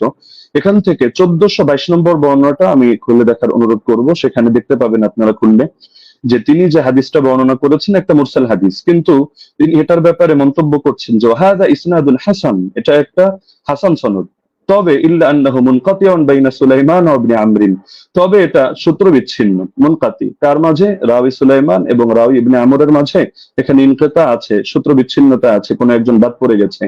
তবে এটার পক্ষে এই তিনি একটা মুরসাল রিওয়ায়াত করে এর পক্ষে একটা যায়ফ হাদিস এনেছেন, যায়ফ রিওয়ায়াত, সেটা এনে তিনি মন্তব্য করছেন যে লাকিন্নাল হাদিসা বিমাজমু'ত তারিকাইন হাসানুন, এই দুটো যায়ফ মিলে এটা হাসান হয়ে গিয়েছে, অর্থাৎ একটা মুরসাল আর একটা যায়ফ। তো মুরসালের পক্ষে তিনি যায়ফ হাদিস পেয়েও এটাকে হাসান হিসাবে সাব্যস্ত করে ফেলেছেন এবং শেষে মন্তব্য করেছেন ফামিসলুহু ইউস্তাশহাদু বিহি, এই ধরনের বর্ণনা দ্বারা এটা দলিল প্রদান করা যায়, ফাল হাদিসু বিহি সহিহুন ইনশাআল্লাহু তাআলা, এর দ্বারা হাদিসটা সহিহ হিসাবে সাব্যস্ত হবে ইনশাআল্লাহু তাআলা। তো শায়খ আলবানী রাহিমাহুল্লাহ এক্ষেত্রে যে কাজটা করলেন, আমরা তো এর চেয়ে আরো মজবুত কাজ করলেন, তিনি একেবারে একটা যায়ফ হাদিস এনে মুনকাতি একটা রিওয়ায়াতকে তিনি হাসান সনদ সাব্যস্ত করে হাদিসটাকে দলিলযোগ্য এবং সহিহ সাব্যস্ত করে ফেললেন। তো এই ব্যাপারে তো আর কোনো কিছু বলার অপেক্ষা রাখে না। তারপর চতুর্থ বিষয় হলো, সব ধারার ইমামগণই মেনে নিয়েছেন যে ওমর রাদিয়াল্লাহু আনহু 20 রাকাত তারাবির আদেশ করেছেন। যেমন আমরা উদাহরণ হিসেবে ইমাম শাফিঈকে আনতে পারি 1 নম্বরে, কিতাবুল 1 নম্বর খণ্ড 167 পৃষ্ঠা, মুখতাসারুল মুজানি 34 নম্বর পৃষ্ঠা। তিনি স্পষ্ট বলেছেন, ওয়া আহাব্বু ইলাইয়া 20 লিআন্নাহু রুইয়া আন উমর, আমার নিকট 20 অধিক পছন্দনীয় কারণ এটা ওমর থেকে বর্ণিত হয়েছে। ইমাম তিরমিজি রাহমাতুল্লাহ আলাইহি সুনানে তিরমিজি হাদিস নম্বর 806 দ্বিতীয় খণ্ড 158 নম্বর পৃষ্ঠা এখানেও আছে, ওয়া আকসারু আহলিল ইলমি আলা মা রুইয়া আন উমর ওয়া আলী ওয়া গায়রিহিমা মিন আসহাবিন নবী সাল্লাল্লাহু আলাইহি ওয়াসাল্লাম 20 রাকাতান। অধিকাংশ আহলে ইলম এই মতে পোষণ করেন যে তারাবি 20 রাকাত। কেন? কারণ এটা ওমর থেকে, আলী থেকে এবং নবীর অন্যান্য সাহাবীদের থেকে রাদিয়াল্লাহু আনহুম বর্ণিত হয়েছে। শেখ বিন বাজ রাহমাতুল্লাহ আলাইহি সালাফিদের গ্রহণযোগ্য ব্যক্তিত্ব, আমরা মহব্বত করি। তিনি বলেন মাজমুউল ফাতাওয়া 11 নম্বর খণ্ড 322 নম্বর পৃষ্ঠা, ওয়া সাবাতা আনহুম আন্নাহুম সাল্লু বিআমরিহি 23, তাদের থেকে প্রমাণিত রয়েছে যে তারা ওমরের আদেশে তারা 23 রাকাত নামাজ আদায় করেছেন। শেখ সালেহ আল মুনাজ্জিদ তিনি বলেন, জা আল আমরু আন ওমর ইবনুল খাত্তাব রাদিয়াল্লাহু আনহু বিসালাতিল 20 রাকাতান, ওমর রাদিয়াল্লাহু আনহু থেকে 20 রাকাতের ব্যাপারে আদেশ এসেছে। তো সালাফি শায়খ হয়েও তারা বিষয়টা মেনে নিয়েছেন। তো এর পক্ষে আরো কিছু প্রাসঙ্গিক বর্ণনা আছে, যেটা শেখ সালেহ আল মুনাজ্জিদ তার islamqo.com এর মধ্যে অন্যান্য বর্ণনাগুলো এর পক্ষে প্রমাণ হিসেবে নিয়ে এসেছেন। সাইদ বিন ইয়াজিদের বর্ণনা, অন্যান্য বর্ণনা, সেটা আমরা আপাতত টানছি না, সেটা পরবর্তী আলোচনার মধ্যে আমরা আনবো। হ্যাঁ, লাস্ট যে পয়েন্টটা আমি বলবো, যে আমরা তো স্পষ্টভাবে দেখালাম যে এর সনদের মধ্যেও দুর্বলতা নেই, মতনের মধ্যেও দুর্বলতা নেই। আর ইমামরা তো স্পষ্টভাবে বলে গিয়েছেন, যেমন খতিব বাগদাদি রাহমাতুল্লাহ আলাইহি এবং হাফিজ ইবনুল কাইয়িম রাহিমাহুল্লাহ বলে গিয়েছেন, কোন হাদিসের উপর যদি উম্মতের আমল থাকে, আল ফাকি ওয়াল মুতাফাক্কি 1 নম্বর খণ্ড 473 পৃষ্ঠা, আর রূহ 21 নম্বর পৃষ্ঠা, তাহলে সেই হাদিসটা অবশ্যই গ্রহণযোগ্য হবে। এক্ষেত্রে আরো স্পষ্ট বক্তব্য আমরা ইমাম সুয়ুতিরটা উল্লেখ করি। তিনি তাদরিবুর রাওয়ী কিতাবের মধ্যে এনেছেন 34 নম্বর পৃষ্ঠা, ইহকামু লিল হাদিস বিসিহহা, হাদিসের ব্যাপারে সহিহ হওয়ার হুকুম দেওয়া হবে ইযা তালাক্কাহু আন-নাস বিল কবুল, যখন উম্মত সেটাকে কবুল করে নিবে এবং সেটা গ্রহণ করবে। ওয়া ইল্লাম ইয়াকুন লাহু ইসনাদুন সহিহ, এমনকি যদি তার সহিহ সনদ নাও থাকে তবুও হাদিসটা গ্রহণযোগ্য হবে। এমনকি হাফিজ ইবনে হাজার আসকালানী রাহমাতুল্লাহ আলাইহি আন-নুকাত আলা কিতাবি মুকদ্দিমাত ইবনে সালাহর মধ্যে স্পষ্ট এনেছেন। এটা আপনারা আন-নুকাত আলা কিতাবি ইবনে সালাহর মধ্যে প্রথম খণ্ড 494 495 পৃষ্ঠায় পাবেন যে মিন জুমলাতি সিফাতিল কবুল আল্লাতী লাম ইয়াতাআররাজ লাহা শাইখুনা ইয়াকসিদু জাইনাদ্দিন আল-ইরাকি আন ইয়াত্তাফিকা আল-উলামা আলা আল-আমাল বিমাদলুল হাদিস ফাইন্নাহু ইউকবালু হাত্তা ইয়াজিব আল-আমালু বিহি ওয়া ক্বাদ সাররাহা বিযালিকা জামাআতুন মিন আইম্মাতিল উসুল। হাদিস গ্রহণযোগ্য হয় যে সমস্ত গুণের কারণে। এর অন্যতম একটা গুণ হলো যে আলেমরা এই হাদিসের বক্তব্যের আলোকে আমল করার ব্যাপারে একমত হয়ে যান। তো এরকম যদি হয় তাহলে সেই হাদিসটা অবশ্যই কবুল হয় এবং তার দ্বারা আমল করা আবশ্যক হয়ে যায়। এটা হাদিসের মূলনীতি সংক্রান্ত আলোচনা যারা করেছেন, যে ইমামরা, তারা স্পষ্টভাবে এই ব্যাপারে বক্তব্য দিয়েছেন। তো এটা হাফিজ ইবনে হাজার আসকালানী রাহমাতুল্লাহ আলাইহির বক্তব্য। তো আলোচনা আরো দীর্ঘ করা যেত, বাকি সময় যেহেতু সংক্ষিপ্ত, আমরা যে পয়েন্টগুলো টানলাম, তো ব্রাদার রাহুলের মধ্যে থেকে কোনো একটা পয়েন্ট টেনে তিনি যদি দেখাতে পারেন যে না, এই শাস্ত্রের এই মূলনীতিগুলো ভুল বা এর আলোকে এটা প্রমাণিত হয় না, তাহলে আমরা তার প্রতি কৃতজ্ঞ থাকবো যে হাদিস শাস্ত্রের নতুন আরেকটা জিনিস অ্যাড হলো। তো সুতরাং আমরা শাস্ত্রের আলোকে দেখিয়ে দিলাম যে না, ইমাম ওমর রাদিয়াল্লাহু তাআলা আনহু তিনি 20 রাকাত তারাবির আদেশ করেছেন। জাযাকুমুল্লাহু খাইরান। জি, আপনাকে অনেক অনেক ধন্যবাদ মুফতি আলী হাসান ওসামা, আপনি যথাসময় শেষ করেছেন। বাদ বাকি আমি এখানেও বলে দিই যে 10 সেকেন্ড আমাদের কস হয়েছে, 10 সেকেন্ড ওসামা সাহেব বেশি পেয়েছেন। বাদ বাকি আমাদের এটা নিয়ে কোনো সে নেই আশা করি। যাই হোক, আমরা এখন যাব খণ্ডন পর্বে, এবং খণ্ডন পর্বে প্রথম 15 মিনিট আলোচনা করবেন মুহতারাম ব্রাদার রাহুল হোসেন, এবং আমি আপনার কাছে যাব, আপনি বললে আমি আপনার টাইমটা শুরু করব। আপনি মিউট হয়ে আছেন। জি, একটা স্লাইড আমি পাঠিয়েছি, এটা শো করতে হবে। স্লাইড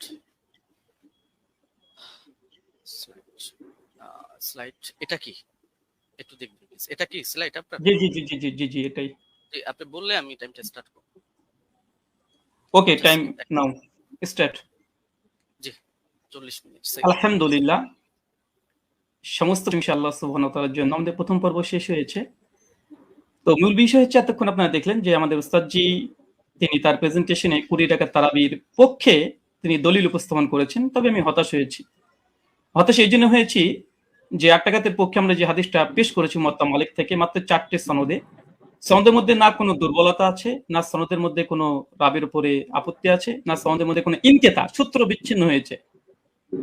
এবং আমি ওস্তাদজিকে আমার ৮টা প্রশ্নের মধ্যে ৫ নম্বর প্রশ্ন ছিল এইটা, যে এমন একটি দলিল পেশ করবেন যেখানে সূত্র কোনো ছিন্ন হয়নি, বিচ্ছিন্ন হয়নি, ইনকেতা নেই। সনের মধ্যে কোনো মুনকাতি কোনো সনদ পেশ করবেন না। দুর্ভাগ্যজনক হলে সত্য কথা, আজকে তিনি প্রথম যে দলিলটা পেশ করেছেন, তিনি একটা মুনকাতি একটা দলিল পেশ করেছেন, সূত্র বিচ্ছিন্ন একটা দলিল পেশ করেছেন। এবং এখানে ইয়াহিয়া সাইদ আল কাত্তান থেকে যে রাত পেশ করেছে মুসান্নাফ ইবনে আবি শাইবা থেকে আপনারা দেখেছেন। তো এখানে মুসান্নাফ ইবনে আবি শাইবাতে ইয়াহিয়া সাইদ আল কাত্তান তিনি দাবি করছেন বা বলছেন ইবনে ইয়াজিদ থেকে যে ওমর রাদিয়াল্লাহু তাআলা জামানায় 20 টাকা তারাবির আদেশ দিয়েছে। আমার প্রশ্ন আবারও 9 নম্বর প্রশ্ন একটা যোগ হয়ে গেল। কাকে আদেশ করেছে? কাকে নাম বলতে হবে। মুয়াত্তা মালিকের রিওয়ায়াতে পরিষ্কারভাবে আছে।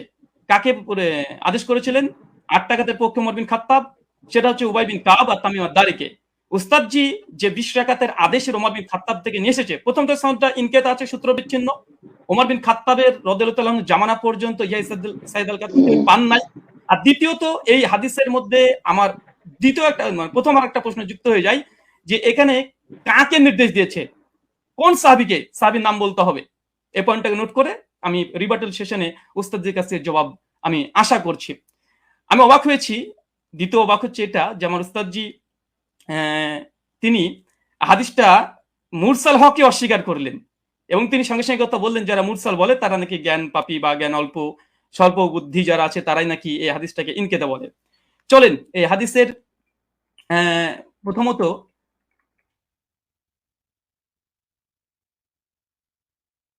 আচ্ছা, প্রথম হচ্ছে যে দলিলটা পেশ করেছেন মুনকাতি হাদিস, এই হাদিস নাকি মুরসাল তিনি অস্বীকার করেছেন, ইনকারের সনদ বিচ্ছিন্ন। অথচ আমরা দেখছি, দেখেন এটা হচ্ছে আসরুস সুনান, আল্লামা নিমবি হানাফি তার একটি কিতাব, তার আসরুস সুনানের 779 নম্বর হাদিসে দেখেন ইয়াহিয়া সাইদ থেকে ওই রিওয়ায়াতটা এসেছে যেটা উস্তাদ জি মুসান্নাফ ইবনে আবি শাইবা থেকে পড়েছেন। হাদিসটা নিয়ে আসার পরে বলছে ও ইসনাদহু মুরসাল, তিনি পরিষ্কার দাবি করছেন যে এই সনদ হচ্ছে ইনকেতা ঘটেছে, সনদের মধ্যে বিচ্ছিন্ন ঘটেছে। ইয়াহিয়া সাইদ আল কাত্তান রাহিমাহুল্লাহ তিনি ওমর বিন খাত্তাবের জামানা পাই নাই, আর তিনি এটাকে পুরোটাকে অস্বীকার করে দিলেন। আমি এটা খুব আশ্চর্য হয়েছি। তারপরে যদিও তিনি এখানে কবিন শব্দটা লিখে দিয়েছেন যে যদিও মুরসাল সূত্র বিচ্ছিন্ন তবে নাকি শক্তিশালী। আর একটা প্রশ্ন যুক্ত হয়ে গেল, উস্তাদজিকে বলবো হাদিস সহিহ হওয়ার জন্য কয়টা শর্ত? সমস্ত মুসলিম উম্মার ইজমা আছে হাদিস সহিহ হওয়ার জন্য 5টা শর্ত, এবং প্রথম যে শর্ত সেটা হচ্ছে সনদ মানে একদম মুত্তাসিল হতে হবে। সনদের মধ্যে কোনো যেন বিচ্ছিন্নতা না ঘটে, কোনো ইনকেতা না ঘটে, সূত্র যেন বিচ্ছিন্ন না হয়। এর যে হাদিস সহিহ হওয়ার জন্য এটা হচ্ছে ইজমাই শর্ত। সে হানাফি বলেন, আহলে হাদিস, শাফি, মালিকি যেই বলেন, সমস্ত উম্মত একমত হাদিস 5টা শর্তে সহিহ হয়। প্রথম শর্ত হচ্ছে ইত্তেসাল হতে হবে, মুত্তাসিল হতে হবে, সনদ যেন একদম কোনো মাঝখান থেকে চেঞ্জ যেন ব্রেক না করে। অবাক হলাম, তিনি এই হাদিস একটা মুরসাল হাদিস তিনি নিজে প্রথমে স্বীকার করে নিয়েছেন কয়েকবার, আবারও স্বীকার করতেও যাচ্ছেন না। অথচ এখানে আসরুস সুনানে আল্লামা নিউভি হানাফি রাহিমাহুল্লাহ তিনি পরিষ্কার দাবি করে নিয়েছেন এই হাদিসের মধ্যে ইনকেতা ঘটেছে, এটা মুরসাল হাদিস, সূত্র বিচ্ছিন্ন হাদিস, তবে কওয়িন, তবে সনদের যে রাবিগুলো আছে এরা শক্তিশালী। হাদিস সহিহ হওয়ার জন্য যেহেতু রিজাল শাস্ত্রের আলোকে এবং হাদিস শাস্ত্রের আলোকে আমাদের দলিল উপস্থাপন করতে হবে। তো হাদিস সহিহ হওয়ার জন্য ওস্তাদ দেখেছি আমার জানার জন্য প্রশ্ন, বিনয়ের সঙ্গে প্রশ্ন, মানে মুত্তাসিল হওয়া এটা শর্ত কি শর্ত একটু জানাবেন 5টা শর্তের মধ্যে। আর এই সনদের মধ্যে যে মুত্তাসিল, এই সনদের মধ্যে বিচ্ছিন্নতা ঘটেনি এটা প্রমাণ পেশ করবেন। চলুন এই দেখেন ইয়াহিয়া সাইদ আল আনসারীর এই বর্ণনাকে বাংলাদেশের জগৎ বিখ্যাত আমাদের আলী হোসেন ওসামা জিরো উস্তাদ জি হবে আমার জানা মতে, না হলেও রুহানি উস্তাদ হবে। দলিশ নামাজের মাসাল এই বইটা মোটামুটি 4 জন আলেম মিলে লিখেছে, এক মৌলানা তাহিদুল মাওলা, আব্দুল মালিক সাহেব, আব্দুল মতিন সাহেব এবং আবু আকাস মৌলানা, 4 জন মিলে বইটাকে রচনা করেছে। এই তারাবির মাসালাতে 410 নম্বর এবং 411 নম্বর পৃষ্ঠাতে এই দলিলটা নিয়ে এসেছে।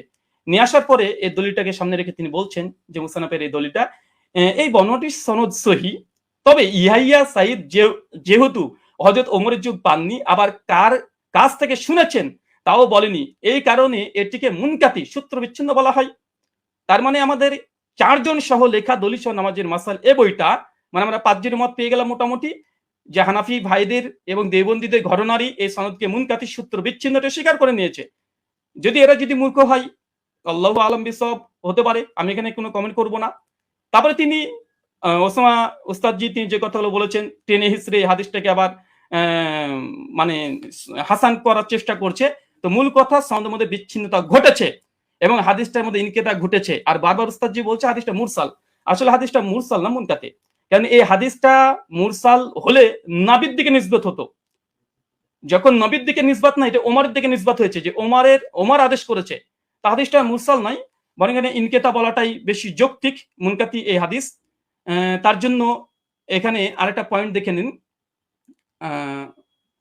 মুনকাতে হাদিসের ব্যাপারে ওস্তাদজি অনেকগুলোই দলিল উপস্থাপন করলেন এবং বিভিন্ন আলেমদের ফতোয়া তিনি নকল করে বোঝানোর চেষ্টা করছিলেন বারবার, যে দেখেন মুনকাতে হাদিসকে অনেকে হাদিসে বা মুরসাল হাদিসকে অনেকেই সহিহ বলার চেষ্টা করছে, এমনকি শেখ আলবানিও বলার চেষ্টা করেছে, তিনি দলিল উপস্থাপন করেছেন। দেখেন, এটা তাইসুল মুস্তাহুল হাদিস, এটা হানাফি আলেম সকলেই মানে, এটা বাংলাদেশ থেকে কওমি ঘরানার তারাই ছাপিয়েছে বইটা, রকমারিতে অ্যাভেলেবেল পেয়ে যাবেন। এখানে দেখেন মুনকাতে হাদিসের উদাহরণ একটা দেওয়ার পরে বলছে মুনকাতে হাদিসের হুকুম কি, বলছে উলামায়ে কেরাম এ বিষয়ে একমত, মানে ইজমা দাবি করছে। বিলুপ্ত রাবি অবস্থা অজ্ঞতা থাকার কারণে মুনকাতে হাদিস জয়ীফ হিসেবে গণ্য। এখানে একটা সংক্ষিপ্ত সাধারণ শ্রোতার জন্য বলি যে ইয়াহিয়া সাইদ আল কাত্তান তার ওমর বিন খাত্তাবের জামানায় পায়নি, ওমর বিন খাত্তাবের মৃত্যুর প্রায় 40 থেকে 50 বছর পর এই রাবি জন্মগ্রহণ করেছে। ওমর বিন খাত্তাব জামানায় পায়নি। তিনি কিভাবে বলে দিলেন যে ওমরের জামানাতে অমুক অমুক ব্যক্তি, আবার নাম উল্লেখ নেই যে কাকে নির্দেশ দিয়েছে, নাম উল্লেখ নেই হাদিসে যে 20 ডাকাতের আদেশ করেছে। এখন যদি কেউ দাবি করে যে পাকিস্তানি আমলে ব্রিটিশদের সঙ্গে অমুক ব্যক্তি এবিসি ও দালালি করেছে, আজকের যুগের কোনো মানুষ যদি দাবি করে দেয় হয়তো তার যুগও আমি পাইনি, পাকিস্তানি আমল আমি পাইনি, যে দাবি করে দেয়, এই দাবিটা কেমন যৌক্তিক হতে পারে? ঠিক এই হাদিসের সঙ্গে সেটাই ঘটেছে। যিনি বর্ণনা করছেন ওনার সঙ্গে ওমর বিন খাত্তাবের জামানায় তিনি পাননি, ওমর বিন খাত্তাবের মৃত্যুর প্রায় 40 থেকে 50 বছর পর এই ব্যক্তির জন্মগ্রহণ করা হচ্ছে। আর মুনকাতে হাদিসের, এটা মুস্তালাহুল হাদিসের স্পষ্ট দলিল এখানে বিদ্যমান যে মুনকাতে হাদিস এটা যায়ীফ হয়। আচ্ছা, এরপর একটা দেখেন মুরসাল হাদিস বিষয়েও এই মুস্তালাহুল হাদিসের মধ্যে আসছে পরিষ্কারভাবে। কি বলছে দেখেন, উসুলবিদের দৃষ্টিতে মুরসাল এর অর্থ ব্যাপক, তাদের নিকটে প্রতিটি মুনকাতি রিওয়ায়াত মুরসাল, মানে এটা ইস্তাহালি হিসাবে অনেকেই মুনকা থেকে মুরসাল ব্যবহার করে ইস্তাহাল হিসাবে, কিন্তু হুকুম হিসাবে নয়। এরপর বলছে দেখেন, সনদের যে কোনো স্তর থেকে রাবি বাদ পড়ুক না কেন, খতিব বাগদাদির অভিমত হচ্ছে এটা। এরপরে হুকুম বলছে, কি বলছে দেখেন, যে প্রকৃতপক্ষে মুরসাল হাদিসে জয়ীফ, যদি উস্তাদজি এটা অস্বীকার করতেন না এটা মুনকাতে হাদিস না, এটা মুরসাল হাদিস, যদি অস্বীকার করে দিয়েছিলেন, তাদের ঘর থেকে দেখানো হচ্ছে হাদিসটা তারা মুনকাতে স্বীকার করে নিয়েছে, দৈশ নামাজের মাসালাতে মুনকাতে স্বীকার করেছে, আর আসারুস সুন্নাতে নিমবি তিনি মুরসাল স্বীকার করে নিয়েছেন। আচ্ছা, তারপরেও যদি ওসমান সাহেব বারবার এটাকে মুরসাল এটা অস্বীকার করেও এটা নিয়েই বারবার আলোচনা করে, মুরসাল হাদিসের ব্যাপারে হুকুম কি দিচ্ছে দেখেন, যে প্রকৃতপক্ষে মুরসাল হাদিসের জয়ীফ এবং বর্জনীয়, পরিষ্কার। আচ্ছা চলেন, এটা সহিহ মুসলিম মুকদ্দমা উঠে দেখবেন, এটা ইসলামিক সেন্টার থেকে ছাপানো, আরবিটাও আপনারা ভালোভাবে পড়তে পারবেন। এবং এখানে ইমাম মুসলিম রাহিমাহুল্লাহ তিনি পরিষ্কার মুরসাল হাদিসের একটা বাব কায়েম করেছে। বাব কায়েম করার পরে ইমাম মুসলিম সহিহ মুসলিম রচনার পূর্বে মুকদ্দমা শুধু রাসূলের হাদিস দিয়ে তিনি একদম পালাতে রেখেছেন। তার মধ্যে মুরসাল আলোচনা করতে গিয়ে তিনি বলছেন যে মুরসাল রিওয়ায়াত হাদিস সময়ের ব্যাপারে আমাদের মুহাদ্দিসদের মানে মুহাদ্দিসগণের কেরামের অভিমত হচ্ছে মুরসাল হাদিস হুজ্জাত দলিল হিসেবে পরিগণিত হবে না। মানে কোন হাদিসের সনদের মধ্যে যদি বিচ্ছিন্ন ঘটে, যেটা আমাদের উস্তাদ যে আজকে দলিল পেশ করেছে, তাহলে সেটা কোনোভাবে হিসেবে গ্রহণযোগ্য নয়। সর্বশেষে বলছে ফলে তা মুরসাল হওয়ার সম্ভাবনায় আমাদের নিকটে হুজ্জত বা দলিল হিসেবে পরিগণিত হবে না। এবং ইমাম মুসলিম রাহিমাহুল্লাহ তিনি বলছেন মুরসাল হাদিস হোক, সনদ যদি বিচ্ছিন্ন ঘটে যায়, এই হাদিস সহিহ নয়, এটা বর্জনীয়, এটা যায়ীফ, এটা মারদুদ। এবং হাদিস সহিহ অর্জনের যে 5টা শর্ত, ইজমা আছে, এরপরে ইজমা দাবি করলাম, ইজমা আছে। প্রথম শর্ত হচ্ছে যে মুত্তাসিল হতে হবে। আচ্ছা, এখানে দেখেন উনি আলবানী রাহিমাহুল্লাহর এই সুলাইমান আর তাউসের একটা রিওয়ায়াত নিয়ে এসে বলছেন যে আলবানী দেখো তোমাদের ঘরে আলবানী একটা মুরসাল হাদিসকে হুজ্জাত গ্রহণ করে নিয়েছে। আমি একই টিট ফর ট্যাট দিয়ে দিলাম উস্তাদজিকে যে দেখেন আপনাদের দলিল নামাজের মাসাল বইয়ে আহলে হাদিসদের একটা দলিল খণ্ডন করতে গিয়ে এখানে মৌলানা আব্দুল মালিক সাহেব, আব্দুল মতিন সাহেব, তামহিদুল মাওলা সাহেব, আরো 4 জন বড় বড় বিজ্ঞ ওলামা, তারা কি বলছে, এই হিসাবে সুলাইমান ও তাউসের মাঝে আরেকটি বিচ্ছিন্নতা সৃষ্টি হয়েছে, মানে সূত্র বিচ্ছিন্ন হয়েছে, যার কারণে হাদিসটা হাসান মানে সহিহ তদুর কিবা হাসান হওয়া দুষ্কর হয়ে পড়েছে। এটা আমাদের দেওবন্দি বাংলাদেশি ওলামা মাশায়েখ যারা আছেন, বিশেষ করে কওমি ঘরানার, তাদের যারা লিখেছে ওটা একদম সকলে মাথার ওপরে তারা। তা আলবানী যেমন দলিল দিয়েছিল, আমি পাল্টা একটা দলিল দিয়ে দিলাম। আচ্ছা, এই হচ্ছে। আচ্ছা, এখানে আরেকটা দলিল তিনি যেহেতু ইয়াহিয়া সাইদ আল আনসারী থেকে একটা হাদিস মাত্র দিয়েছে, তবে বিন বাজ রাহিমাহুল্লাহ ফতোয়া পড়তে গিয়ে তিনি আরেকটা রিওয়ায়াত পেশ করেছেন, সেটা হচ্ছে ইয়াজিদ বিন রোমান থেকে। দেখেন ২ নম্বর যে দলিলটা দিয়েছে একই অবস্থা। ইয়াজিদ বিন রোমানের দলিলটাও এটাও ইনকেতা, সনদ বিচ্ছিন্ন হয়েছে। এবং আমার চ্যালেঞ্জ ছিল উস্তাদজিকে, বা আমার অনুরোধ ছিল যে উস্তাদজি এমন একটা দলিল পেশ করবেন যার মধ্যে কোনো বিচ্ছিন্নতা ঘটেনি, কোনো ইরসাল হয়নি, এবং এমন একটা হাদিস পেশ করলেন যে হাদিসে কাকে যে আদেশ করা হয়েছে তার নাম উল্লেখ নেই, অথচ মুয়াত্তা মালিক আলহামদুলিল্লাহ সনদের মধ্যে কোনো ইরসাল নেই, ইনকেতা ঘটেনি, সনদের মধ্যে কোনো রাবির উপরে জাররা পরিমাণে কোনো জারা নেই, সনদে কোন ব্যক্তিকে কোন সাহাবী ওমর বিন খাত্তাব 8 টাকা তারাবির আদেশ করেছে সেটাও মজুদ আছে আলহামদুলিল্লাহ। কিন্তু আমাদের উস্তাদজি 15 মিনিট সময় নিয়ে তিনি মাত্র একটা দলিল পেশ করেছেন, বিন বাজের ফতোয়াতে এই ইয়াজিদ বিন রোমানের এর অর্থে চলে এসেছে। এটাই একই অবস্থা। কি বলছেন দেখেন, 200 নামাজের মাসালাতেই বলছে, কি বলছে, এটিও একজন তাবিজ সাক্ষ্য, মুহাদ্দিসগণের পরিভাষা অনুযায়ী বা এটাকে মুনকাতি মুরসাল বলা হয়, কারণ ইয়াজিদ ইবনে রোমান হযরত ওমরের যুগ পাননি, একই সমস্যা, এটাকে যঈফ বলা উচিত নয়। তারপরে মাসলাকে হানাফির নিকটে যেহেতু মুরসাল হাদিস হুজ্জাত, যঈফ হাদিস হুজ্জাত, ফজিলতের ক্ষেত্রে যঈফ হাদিস হুজ্জাত, তার মানে এখান থেকে বোঝা গেল যে আহলে হাদিসরা যে দলিল পেশ করেছে আলহামদুলিল্লাহ এর মধ্যে কোনো বিচ্ছিন্নতা নেই। আমাদের হানাফি ভাইদের পক্ষ থেকে যে দলিলটা আমরা পেয়েছি প্রথম পর্বেই, কারণ প্রথম দলিল মানে মজবুত দলিল দেয় মানুষ, প্রথম যেটা দেয় সেটা মজবুতই দেয়, কিন্তু দুর্ভাগ্য সনদের মধ্যে বিচ্ছিন্নতা ঘটে গেছে, সনদের মধ্যে ইনকেতা ঘটে গেছে, মাকড়সার জালের মতো দুর্বল একটা সনদ দিয়ে এটাকে আজকে দাবি হিসাবে দলিল পেশ করা, ওস্তাদজির কাছে আমি বিষয়টা একটু কেমন ভাবে মনে হচ্ছে, যেটা কেমন ঘটে গেল যে প্রথম সনদেই এরকম একটা ঘটনা ঘটে যাবে। আচ্ছা, 2 নম্বর, আমার উস্তাদজি জাস্ট দুটো দলিলই পেশ করেছে তার প্রেজেন্টেশনে, দুটো দলিল এখানে আমি খণ্ডন করেছি। তাছাড়া তিনি আদার্স যে কথা না, তিনি তেমন কোনো কথা বলেনি, দুটো হাদিস নিয়ে, আর মুনকাতে হাদিস হুজ্জাত বা মুরসাল হাদিস হুজ্জাত তিনি এই বিষয়ে কথা বলতে চেয়েছেন। আমিও দেখিয়েছি যে ইমাম মুসলিমের নিকটে মুরসাল মুনকাতে হাদিস মানে গ্রহণযোগ্য নয়। তাছাড়া দলিল নামাজের মাসালাতে স্বয়ং আব্দুল মতিন সাহেব একটা সূত্র বিচ্ছিন্ন হওয়ার কারণে আহলেসের একটা দলিলকে বাতিল ঘোষণা করে দিয়েছে, হাসান হওয়া দুষ্কর বলে দিয়েছে। আর তৃতীয়ত মুস্তালাহুল হাদিসের গ্রন্থে যেগুলো লেখা আছে যে মুনকাতে হাদিস বা মুরসাল হাদিস সূত্র বিচ্ছিন্নতা হওয়ার কারণে কার কাছ থেকে শুনেছে এটা যেহেতু আমাদের কাছে জানা নেই, এই জন্য এই হাদিসটা মুহাদ্দিসদের নিকটে এটা যঈফ, এটা মারদুদ। এবং আমি একটা প্রশ্ন করে দিয়েছি ওস্তাদ, যে এটা এড়িয়ে যাবেন না, যেতে এবার রিবার্টাল সেশন আপনার এড়িয়ে যাবেন না, 8টা প্রশ্ন আপনার মানে কাঁধের উপরে আছে, এবং যেই মানে আমি চেয়েছি যেমন ভাবে তলব করেছি দেওয়ার চেষ্টা করবেন, এবং হাদিস সহিহ হওয়ার জন্য সনদ মুত্তাসিল হওয়া প্রয়োজন কি প্রয়োজন না, এটা প্লিজ দিয়ে আলোচনা শুরু করবেন। আমি আবার আপনাকে 1.5 মিনিট আগে ছেড়ে দিলাম, কেন আপনি জাস্ট দুটো দলিল পেশ করেছেন। শুকরিয়া, ধন্যবাদ, জাযাকাল্লাহু খায়রান, বারাকাল্লাহু ফিকুম।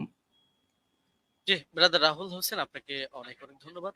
খণ্ডন পর্বে আপনি আপনার প্রথম আলোচনাটি শেষ করেছেন, যথাসময়ে শেষ করেছেন এবং আগেই শেষ করেছেন। যেহেতু আমি চলে যাব খণ্ডনের দ্বিতীয় আলোচক যিনি মুফতি শেখ আলী হাসান ওসামা আপনার কাছে, এবং আপনি বললে আমি আপনার টাইমটা শুরু করে দেব। আর জি, একটু দর্শকদের উদ্দেশ্যে বলবো, দর্শক যারাই দেখছেন অবশ্যই প্রোগ্রামটি শেয়ার করে অন্যকে দেখার জন্য সুযোগ করে দিবেন ইনশাআল্লাহ। জি আলী হাসান ওসামা আপনার কাছে যাচ্ছি, আপনি বললে আমি টাইমটা শুরু করব। জি, শোনা যাচ্ছে আমাকে? হ্যাঁ, আপনাকে ক্লিয়ার শোনা যাচ্ছে। আচ্ছা, জি শুরু করতে পারেন। জি 7 7 8 9 10 সেকেন্ড। জি ওকে। হামিদান ওয়া মুসাল্লিয়ান ওয়া মুসাল্লিমা আম্মা বাদ। শাস্ত্রীয় ব্যক্তি ছাড়া আসলে শাস্ত্রীয় আলোচনাটা একটু জটিল ব্যাপারই, যে যতটুকু পরে তার আলোকে গোটা দুনিয়াটাকে মূল্যায়ন করে। তো আমরা যে আলোচনাগুলো করেছি সবগুলো শাস্ত্রীয় মূলনীতিকে উনি এড়িয়ে গিয়ে আমাদের ব্রাদার রাহুল ভাই তিনি হলো অন্যান্য এদিক সেদিকের কথা টেনে, এবং মজার একটা ব্যাপার হলো উনি কি বলবেন আমরা মোটামুটি সবই এক থেকে আইডিয়া করতে পেরেছি, লেকিন আমি যেগুলো বলেছি এটা হয়তো ওনার আনকমন পড়ে গেছে, উনি যার কারণে বিষয়গুলো স্কিপ করে গেছেন। হাতে সময় ছিল তিনি খণ্ডন করতে পারতেন। তো কি কি স্কিপ করেছেন আর এই খণ্ডন পর্বে যে অসঙ্গতি গুলো বলেছেন এটা নিয়ে তো আমি নেক্সট পর্বে আলোচনা করবো। আগে ওনার কেস প্রেজেন্টেশনের মধ্যে উনি যে কথাগুলো বলেছেন আমরা সেটার মূল্যায়নে আসি। একটা কথা তো তিনি গর্বের সাথে বললেন যে হাদিস সহিহ হওয়ার জন্য 5টা শর্তের ব্যাপারে ইজমা আছে, যে অবশ্যই একমত, ইজমা আছে। তো যার কারণে 3টা জিনিস দেখতে হয় সনদে, 2টো জিনিস দেখতে হয় মতনের মধ্যে, অর্থাৎ মূল টেক্সটের মধ্যে। আপনি দীর্ঘ 15 মিনিট নিয়ে খুব গর্বের সাথে বুক ফুলিয়ে ফুলিয়ে অনেকগুলো কিতাবের রেফারেন্সের আলোকে আপনি শুধু সনদের সৌন্দর্য তুলে ধরেছেন, একেবারে কি কি ফজিলত আছে এটা তুলে ধরেছেন, মতনের বিষয়টা স্কিপ করে গিয়েছেন, আর প্রশ্ন তো কিছু ছড়িয়ে দিয়েছেন। তো আমরা কিছু প্রশ্নের জবাব আমাদের কথার মধ্যে অটো চলে আসবে, বাকিগুলো আমরা আলোচনায় আনবো যেগুলো প্রাসঙ্গিক। আচ্ছা, এখন আমরা আগে মূল আলোচনায় আসি। একটু বোঝার সুবিধার্থে একটু কথাটা শুরু থেকে টানি। ওমর রাদিয়াল্লাহু তাআলা আনহু থেকে তারাবির রাকাত সংখ্যার বর্ণনাকারী 6 জন রয়েছেন। এর মধ্যে একজন তো সাহেব বিন ইয়াজিদ রাদিয়াল্লাহু তাআলা আনহু, আমরা তার প্রসঙ্গে আসছি। আর এছাড়াও আরো বাকি 5 জন রয়েছেন, যাদের 5 জনের প্রত্যেকেই সংখ্যাটা তারাবির রাকাত সংখ্যা 20 বলে উল্লেখ করেছেন। ইয়াজিদ বিন রুমান তিনি 23 বলেছেন, বেতের সহ মুয়াত্তা মালিকে আছে। আব্দুল আজিজ বিন রুফাই 20 বলেছেন, মুসান্নাফ ইবনে আবি শাইবা আছে। উবাই বিন কাব 20 বলেছেন, মুসনাদে আহমদ বিন মানিতে আছে। ইয়াহয়া ইবনে সাঈদ 20 বলেছেন, আমরা আগে উল্লেখ করেছি। মুহাম্মদ বিন কাব কুরাজি 20 বলেছেন, কিয়ামুল লাইল মারওয়াজির মধ্যে আছে, ইত্যাদি।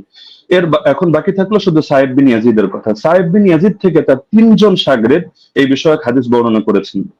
একজন হল ইয়াজিদ বিন খুসাইফা, তিনিও 20 বর্ণনা করেছেন, সুনানে কুবরা বাইহাকিতে আছে। দ্বিতীয় হারিস বিন আব্দুর রহমান বিন আবি যুবাব, তিনি 23 বর্ণনা করেছেন, অর্থাৎ বেতের সহ, এটা মুসান্নাফে আব্দুর রাজ্জাকে আছে। আর 3 নম্বর হলো মোহাম্মদ বিন ইউসুফ, যে সূত্রটা টেনে তিনি গর্বের সাথে বলেছেন যে একমাত্র আমরা একটা দলিল দিলাম, বাকি দলিলগুলো আমরা পরে আনবো। বাস্তব কথা হলো ওমর রাদিয়াল্লাহু আনহু 11 আদেশ করেছেন এই মর্মে, অন্য কোনো বিশুদ্ধ দলিল তিনি আদৌ আনতে পারবেন কিনা এটাই চিন্তার বিষয়। তো এখন যে মোহাম্মদ বিন ইউসুফ সূত্রে তিনি আনলেন, সেই মোহাম্মদ বিন ইউসুফ থেকে এই সংক্রান্ত হাদিসটা বর্ণনা করেছেন 5 জন। এখন 5 জনের মধ্যে রেওয়ায়েতে কারোর সাথে কারোর মিল নেই, এক একজন এক একভাবে রেওয়ায়েত করেছেন। এর মধ্যে সবচেয়ে মজার বিষয় হলো তিনি যে সনদটা এনেছেন, এখানে তো ইমাম মালিক রাহমাতুল্লাহ আলাইহি তার সূত্রে বয়ান করেছেন 11 রাকাত। এরকম আরো 2-1টা বর্ণনা আছে, কিন্তু দেখা যাচ্ছে মোহাম্মদ বিন ইসহাক রাহমাতুল্লাহ আলাইহি তিনি বর্ণনা করেছেন এই মোহাম্মদ বিন ইউসুফ থেকে 13 রাকাতের কথা, যেটা মুসনাদে আহমদ বিন মানিতে আছে। এছাড়া দাউদ বিন কায়েস রাহমাতুল্লাহ আলাইহি তিনি এবং আরো অনেকে 21 রাকাতের কথা বর্ণনা করেছেন, যেটা মুসান্নাফে আব্দুর রাজ্জাকে বিশুদ্ধ সনদে আছে। যদি এটা সনদ নিয়ে চ্যালেঞ্জ করে আমরা তাহলে সনদের আলোচনায় আসবো। তো দেখা যাচ্ছে মতনের মধ্যে মিল নেই, মতনের মধ্যে এখানে সমস্যা বিদ্যমান। সব শাগরেদরা বলছে একভাবে, কিন্তু মোহাম্মদ বিন ইউসুফ থেকে এসে দেখা যাচ্ছে যে এখানে সনদের মধ্যে যদিও যারা বয়ান করেছেন সনদের বিশুদ্ধতা আছে, এটা নিয়ে আমি আপত্তি করছি না, কিন্তু হাদিস সহিহ হওয়ার জন্য যদি 5টা শর্ত, শুধু সনদ ঠিক থাকলেই হবে না। এমন বহুত হাদিস আছে সনদ সুন্দর, কিন্তু তার ইসের মধ্যে মতনের মধ্যে সমস্যা আছে। তো এখানে মতনের মধ্যে যে ঝামেলাটা হয়েছে এটাকে ইস্তেরাব বলে। ইস্তেরাব মানে হলো যে কোথায় 21 রাকাতের কথা আর কোথায় হলো 11 রাকাতের কথা, আবার কোথায় 13 রাকাতের কথা। যদিও 13 নিয়ে একটা ব্যাখ্যা ওনারা দাঁড় করানোর চেষ্টা করেন ধারণা প্রসূত ভাবে, তো সেটা আপাতত বাদই দিলাম। তো 21 রাকাত আর 11 রাকাত সম্পূর্ণ ভিন্ন কথা, কিন্তু মূল বর্ণনাকারী একজন। তো এখন হাদিসের মধ্যে যদি ইস্তেরাব পয়দা হয় তাহলে হাদিসটা দুর্বল হয়ে যায়। এটা তাদরিবুর রাওয়ি বিশরহ তাকরিবুন নওয়াবী পৃষ্ঠা 133 এর মধ্যে স্পষ্টভাবে লেখা আছে, ইস্তেরাব ইউজিবু বাফাল হাদিস। তাহলে স্পষ্ট এটা যে এখানে বর্ণনাকারী যারা রয়েছেন তারা যদিও সহিহ মানের, কিন্তু মতনের মধ্যে মুস্তারিব ইস্তেরাব থাকার কারণে হাদিসটা গর্বের সাথে যদিও সহিহ বলার চেষ্টা করছেন, কিন্তু হাদিসটা মতনগত কারণে এটা সহিহ না, বরঞ্চ এটা যায়িফ হাদিস। এটা হেলাউ সুনানের মধ্যে 7ম খন্ড 145 146 স্পষ্টভাবে লম্বা চওড়া আলাপ আছে। শেখ জাফর আহমদ উসমানী রাহমাতুল্লাহ আলাইহি লিখেছেন, হাদা আসারুন মুস্তারিবুল মাতনি উখতুলিফা ফীহি আলা মুহাম্মদ ইবনে ইউসুফ। বলতে বলতে তিনি গিয়ে শেষে জানাচ্ছেন, ওয়া হাদা ইখতিলাফুন ইউসকিতুল ইহতিজাজ বিল আসার। এই জাতীয় ইখতিলাফ থাকলে এটা আসর দিয়ে আর দলিল দেওয়া যায় না, এটা দলিল অযোগ্য হয়ে যায়। তো এখানে ভুলটা কে করেছেন? ভুলটা মূলত ইমাম মালিকও করেননি, ইয়াহইয়া ইবনে সাঈদ পাত্তানও করেননি। ভুলটা হয়েছে এখানে অসঙ্গতিটা প্রকাশ পেয়েছে মোহাম্মদ বিন ইউসুফ থেকে। যদিও তিনি উচ্চ পর্যায়ের রাবী, কোনো সন্দেহ নেই, কিন্তু এক এক সময় তিনি এক এক ভাবে বয়ান করেছেন। তো যার কারণে জিনিসটা এটা দুর্বলের প্রমাণিত হয়ে গিয়েছে। আচ্ছা, দ্বিতীয় পয়েন্ট হলো যে হাদিসের বর্ণনাকারী যারা, তাদের আমলই তো এর খেলাফ। ইমাম মালিক রাহমাতুল্লাহ আলাইহি আমল দেখা যাচ্ছে যে তিনি 8 রাকাতের পক্ষে না। সাহেব বিন ইয়াজিদ তার আমলও এর খেলাফ। একইভাবে যাকে আদেশ করেছেন বলে তিনি উল্লেখ করলেন যে দুজনের নামের মধ্যে উবাই বিন কাব রয়েছে, উবাই বিন কাবের ব্যাপারেও আছে যে না, তার আমলও এর খেলাফ। ইমাম মালিক রাহমাতুল্লাহ আলাইহি প্রসঙ্গে লম্বচড় আলোচনা করা যাবে তার মাযহাবে সরাসরি তার শাগরেদদের রেফারেন্স দিয়ে। এবং এর বাইরে যে মতগুলো প্রচারিত আছে, মূলত আমি সহজে বলে দিই যে তার থেকে 2টা মত আছে, এক হলো 20 রাকাতের কথা, এক হলো 36 রাকাতের কথা। 20 রাকাতের কথা ইমাম ইবনে আব্দুল বার রাহমাতুল্লাহ আলাইহি নকল করেছেন, এবং তার মাযহাবের কোন কিতাব যেমন দুসুকের মধ্যে, আনোয়ারে সাতিহার মধ্যে এটা আছে। বাকি 36 রাকাতের কথাটাই তার থেকে সবচেয়ে বেশি প্রসিদ্ধ এবং মুতাবার। তাহলে দেখা যাচ্ছে যে তার আমলের ব্যতিক্রম। এটা বিদায়াতুল মুস্তাহিদ 1 নম্বর খন্ড 214 নম্বর পৃষ্ঠা উদাহরণ হিসেবে দেখা যেতে পারে। আরো প্রচুর রেফারেন্স আছে, প্রয়োজন হলে আমরা দেব। আচ্ছা, দ্বিতীয়ত হলো সাহেব বিন ইয়াজিদের আমল যে খেলাফ, এটা হলো বাইহাকি মারিফাতুস সুনান ওয়াল আসার কিতাবে 4th খন্ড 42 নম্বর পৃষ্ঠা 5409 নম্বর রিওয়ায়াতে আছে। আন সাঈদ ইবনে ইয়াজিদ قال كنا نقوم في زمان عمر بن الخطاب ب20 রাকাতান ওয়াল উইতর। আমরা ওমরের জামানায় 20 রাকাত তারাবি পড়তাম এবং আমরা বেতার নামাজ আদায় করতাম। তাহলে দেখা যাচ্ছে তার আমলও এর খেলাফ। একইভাবে যাকে আদেশ করলেন সে উবাই বিন কাবের আমলও ছিল এর খেলাফ। এটা আল হাদিসুল মুখতারা জিয়া মাকদিসির গ্রন্থ 1161 নম্বর রিওয়ায়াত, সেখানে স্পষ্ট আছে আন উবাই ইবনে কাবিন আন্না উমারা আমারা উবাইয়ান আন ইউসাল্লিয়া বিন নাসি ফি রমাদান। এই হাদিসের শেষে গিয়ে স্পষ্ট আছে ফাসাল্লা বিহিম 20 রাকাতান, তিনি মানুষদেরকে নিয়ে 20 রাকাত নামাজ আদায় করলেন। তাহলে এটা তো সম্ভব না, খলিফা তাকে আদেশ দিবে একটা আর তিনি খলিফার আদেশ লঙ্ঘন করে করবেন আরেকটা। তার মানে খলিফার আদেশই ছিল 20 রাকাত। তবে এটা মোহাম্মদ বিন ইউসুফ বলতে গিয়ে একাধিক জায়গায় এক এক রকম বলেছেন, এক জায়গায় তার থেকে কখনো 11 রাকাতের কথা এসেছে। আচ্ছা, মুসান্নাফে আব্দুর রাজ্জাক গ্রন্থের মধ্যে উবাই বিন কাবের এই রিওয়ায়াত আছে 7730 নম্বর হাদিস। সেখানেও দেখা যাচ্ছে যে আন্না উমর জামা আন-নাস ফি রমাদান আলা উবাই ইবনে কাব ওয়া আলা তামিম আদ-দারি আলা 21 রাকাতান। ওমর রাদিয়াল্লাহু আনহু উবাই বিন কাব এবং তামিম দারিকে মানুষকে নামাজ পড়ানোর দায়িত্ব দিয়েছেন 11 রাকাত 21 রাকাত। তাহলে এখানেও দেখা যাচ্ছে যে দাবিগুলো মিলছে না। তো এই জিনিসটা ব্রাদার রাহুল মানুক বা না মানুক ইমাম ইবনে তাইমিয়া রাহিমাহুল্লাহ মেনে নিয়েছেন। ثبت أن أبي بن كعب كان يقوم بالناس 20 ركعة في قيام رمضان ويوتر بثلاث। এটা প্রমাণিত যে উবাই বিন কাব রাদিয়াল্লাহু আনহু তিনি মানুষদেরকে নিয়ে রমাদানুল মুবারকের তারাবিতে 20 রাকাত নামাজ পড়তেন এবং 3 রাকাত বেতের আদায় করতেন। তাহলে ইমাম ইবনে তাইমিয়া রাহিমাহুল্লাহর বক্তব্য দ্বারা স্পষ্ট হয়ে যাচ্ছে। তো একটা মূলনীতি হলো, যদি বর্ণনাকারীর আমল তার বর্ণনার খেলাফ হয় তাহলে এর দ্বারা বোঝা যায় যে বর্ণনাটি আসলে এতে দুর্বলতা রয়ে গিয়েছে। আমালুর রাওয়ি আও ফাতওয়াহু বিখিলাফিল হাদিস আল্লাযী রাওয়াহু ইসবিতুল ইহতিজাজ বিল হাদিস।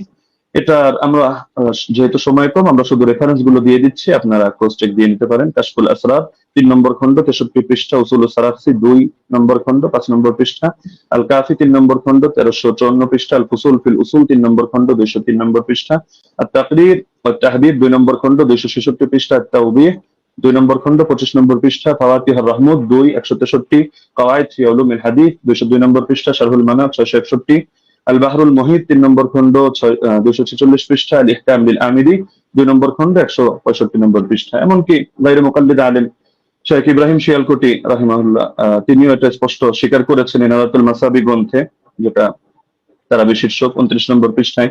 अगर रावी का अमल उसकी रिवायत के खिलाफ हो तो उसकी रिवायत काबिल अमल ना होगी।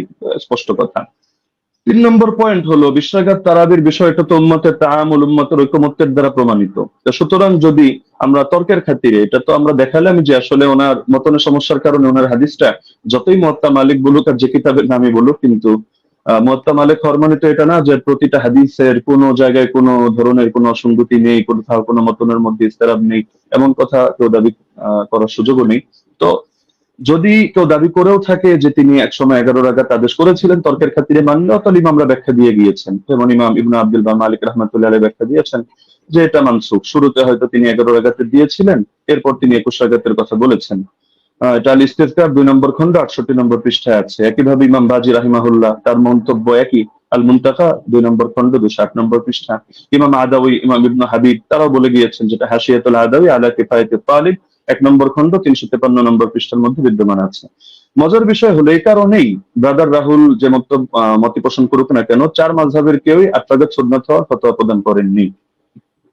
তো যার কারণে 4 মাযহাবের 4 ইমাম যখন আপনারা 20 রাকাতের মতামত দিচ্ছেন, বিশেষ করে ইমাম মালিক থেকে 2টা মত আছে, 20 আছে, 36 আছে, লেকিন এটা তো স্পষ্ট 8 এর কথা কেউ বলছেন না। এবং 8 এর নামে যেটা চালানো হয় সালাফি ভাইরা কেউ কেউ চালায়, তো সেটা প্রমাণিত না। কেন প্রমাণিত না এটা যদি চ্যালেঞ্জ করে আমরা সেই রেফারেন্স টানলে জবাবে আসবো, না হলে শুধু শুধু জবাব দিয়ে সময় বাড়িয়ে লাভ নেই।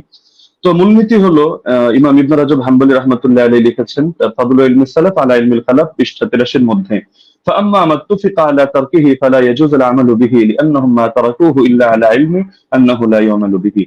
ইমামরা যদি একমত হয়ে যায় যে হাদিসটা এটা তরক করা হচ্ছে, অর্থাৎ তারা কেউ এর আগে ফতোয়া দিচ্ছেন না, আমল করছেন না, তাহলে সেটা আসলে মজবুত থাকে না এবং তার মধ্যে বিভিন্ন দুর্বলতা তৈরি হয়ে যায়, সেটা দলিলযোগ্য হয় না।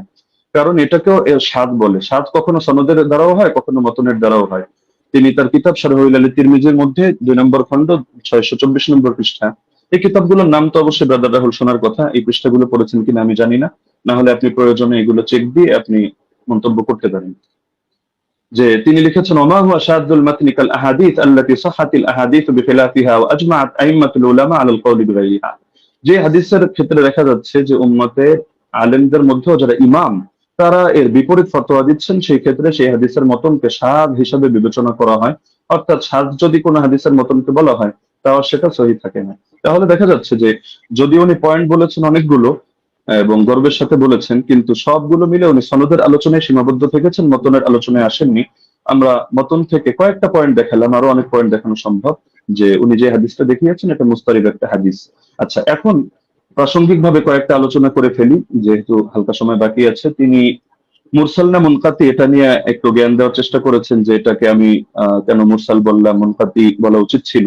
আসলে কোন জায়গায় কোন শব্দ ব্যবহার হবে এটা পরিভাষাগুলো একটু বিস্তরভাবে করা লাগে। শুধু একটা তাইসির মুস্তালাহিল হাদিস পড়েই ইমাম আর ফকি হয়ে গেলে তো মুশকিল ব্যাপার।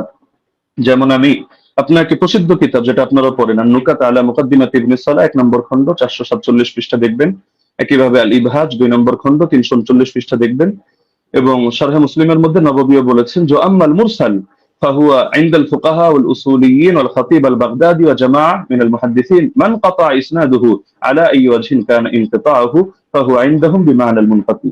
ফকিহদের দৃষ্টিতে, উসুলিয়িনদের দৃষ্টিতে, খতিবে বাগদাদের দৃষ্টিতে এবং একদল মুহাদ্দিসদের দৃষ্টিতে মুরসালের সংজ্ঞা হলো যে সনদের মধ্যে যেভাবেই বিচ্ছিন্নতা হোক না কেন, ইনকাতা যেভাবেই হোক না কেন, এটা মাঝেই হোক আর শেষেই হোক, রাসূলের আগেই হোক আর সাহাবীর আগেই হোক, বাস সেটাকেই তারা মুনকাতি হিসেবে বলে থাকেন। তো এটা একটা তাদের ইসতিলাহগত বিষয়। তো সুতরাং এই জিনিসটা মানে মুরসাল বলা উচিত ছিল না, মুনকাতি বলা দরকার ছিল, বিষয়টা এমন না। আচ্ছা, উনি যে নিমাউই রাহিমাহুল্লাহর হাওয়ালা দিলেন আথার সুনান থেকে, উনি আরবি যেহেতু পড়তে পারেন টুকটাক, উনি তো এটা দেখার কথা যে ইমাম নিমাউই রাহিমাহুল্লাহ তিনি শুধু এতটুকুই বলেন নাই যে হাদা মুরসালুন কাওয়ি, যে হাদিসটা মুরসাল, হাদিস শক্তিশালী, বরং যে মূলনীতিটা আমরা এনেছি ইমাম ইরাকির হাওয়ালায়, যে তাবেঈ যদি সাহাবীর থেকে কোনো ঘটনা বয়ান করে যেটা তার জামানায় জারি ছিল, তাহলে সেটাকে বাহ্যিকভাবে মুরসাল ধরা হলেও কিন্তু হুকুমের বিবেচনায় মুত্তাসিল ধরা হয়। আমরা তো আলোচনা করছি শাস্ত্রীয় মূলনীতির আলোকে হুকুম প্রসঙ্গে। তো এই মূলনীতিটা আপনি যে কিতাবের হাওয়ালা দিলেন এবং মজার বিষয় যে স্ক্রিনশট দিলেন, আপনি এটাই যদি ভালো করে দেখেন টিকার মধ্যে খুঁজে পাবেন। তো দেখা যাচ্ছে আপনি একাংশ পরে তাড়াহুড়ো করে রেফারেন্স দিয়ে দিলেন, কিন্তু এটা আপনার নজরের বাইরে চলে গেল, যার কারণে নিমাউইকে আমার বিরুদ্ধে দাঁড় করিয়ে দিলেন। দ্বিতীয়ত দলিল সহ নামাজের মাসাইল কিতাবটাকে আমার বিরুদ্ধে দাঁড় করালেন। তবে মজার বিষয় হলো আপনি এই জিনিসটা খেয়াল করলেন না যে আমি বারবার বলছি যে বাহ্যিকভাবে দেখতে মুনকাতি, সূত্র বিচ্ছিন্ন, তবে আমরা হুকুম নিয়ে আলোচনা করছি, যে হুকুমের বিবেচনায় যেমন মারফুয়ে হুকমি, তো এই শব্দ আপনার শোনার কথা যে অনেক হাদিস এটা মারফু না, মানে আল্লাহ রসুলের দিকে নিসবত করে সাহাবী বলেন নাই, কিন্তু সাহাবী বলেছেন স্বাভাবিক তার উক্তি হিসাবে।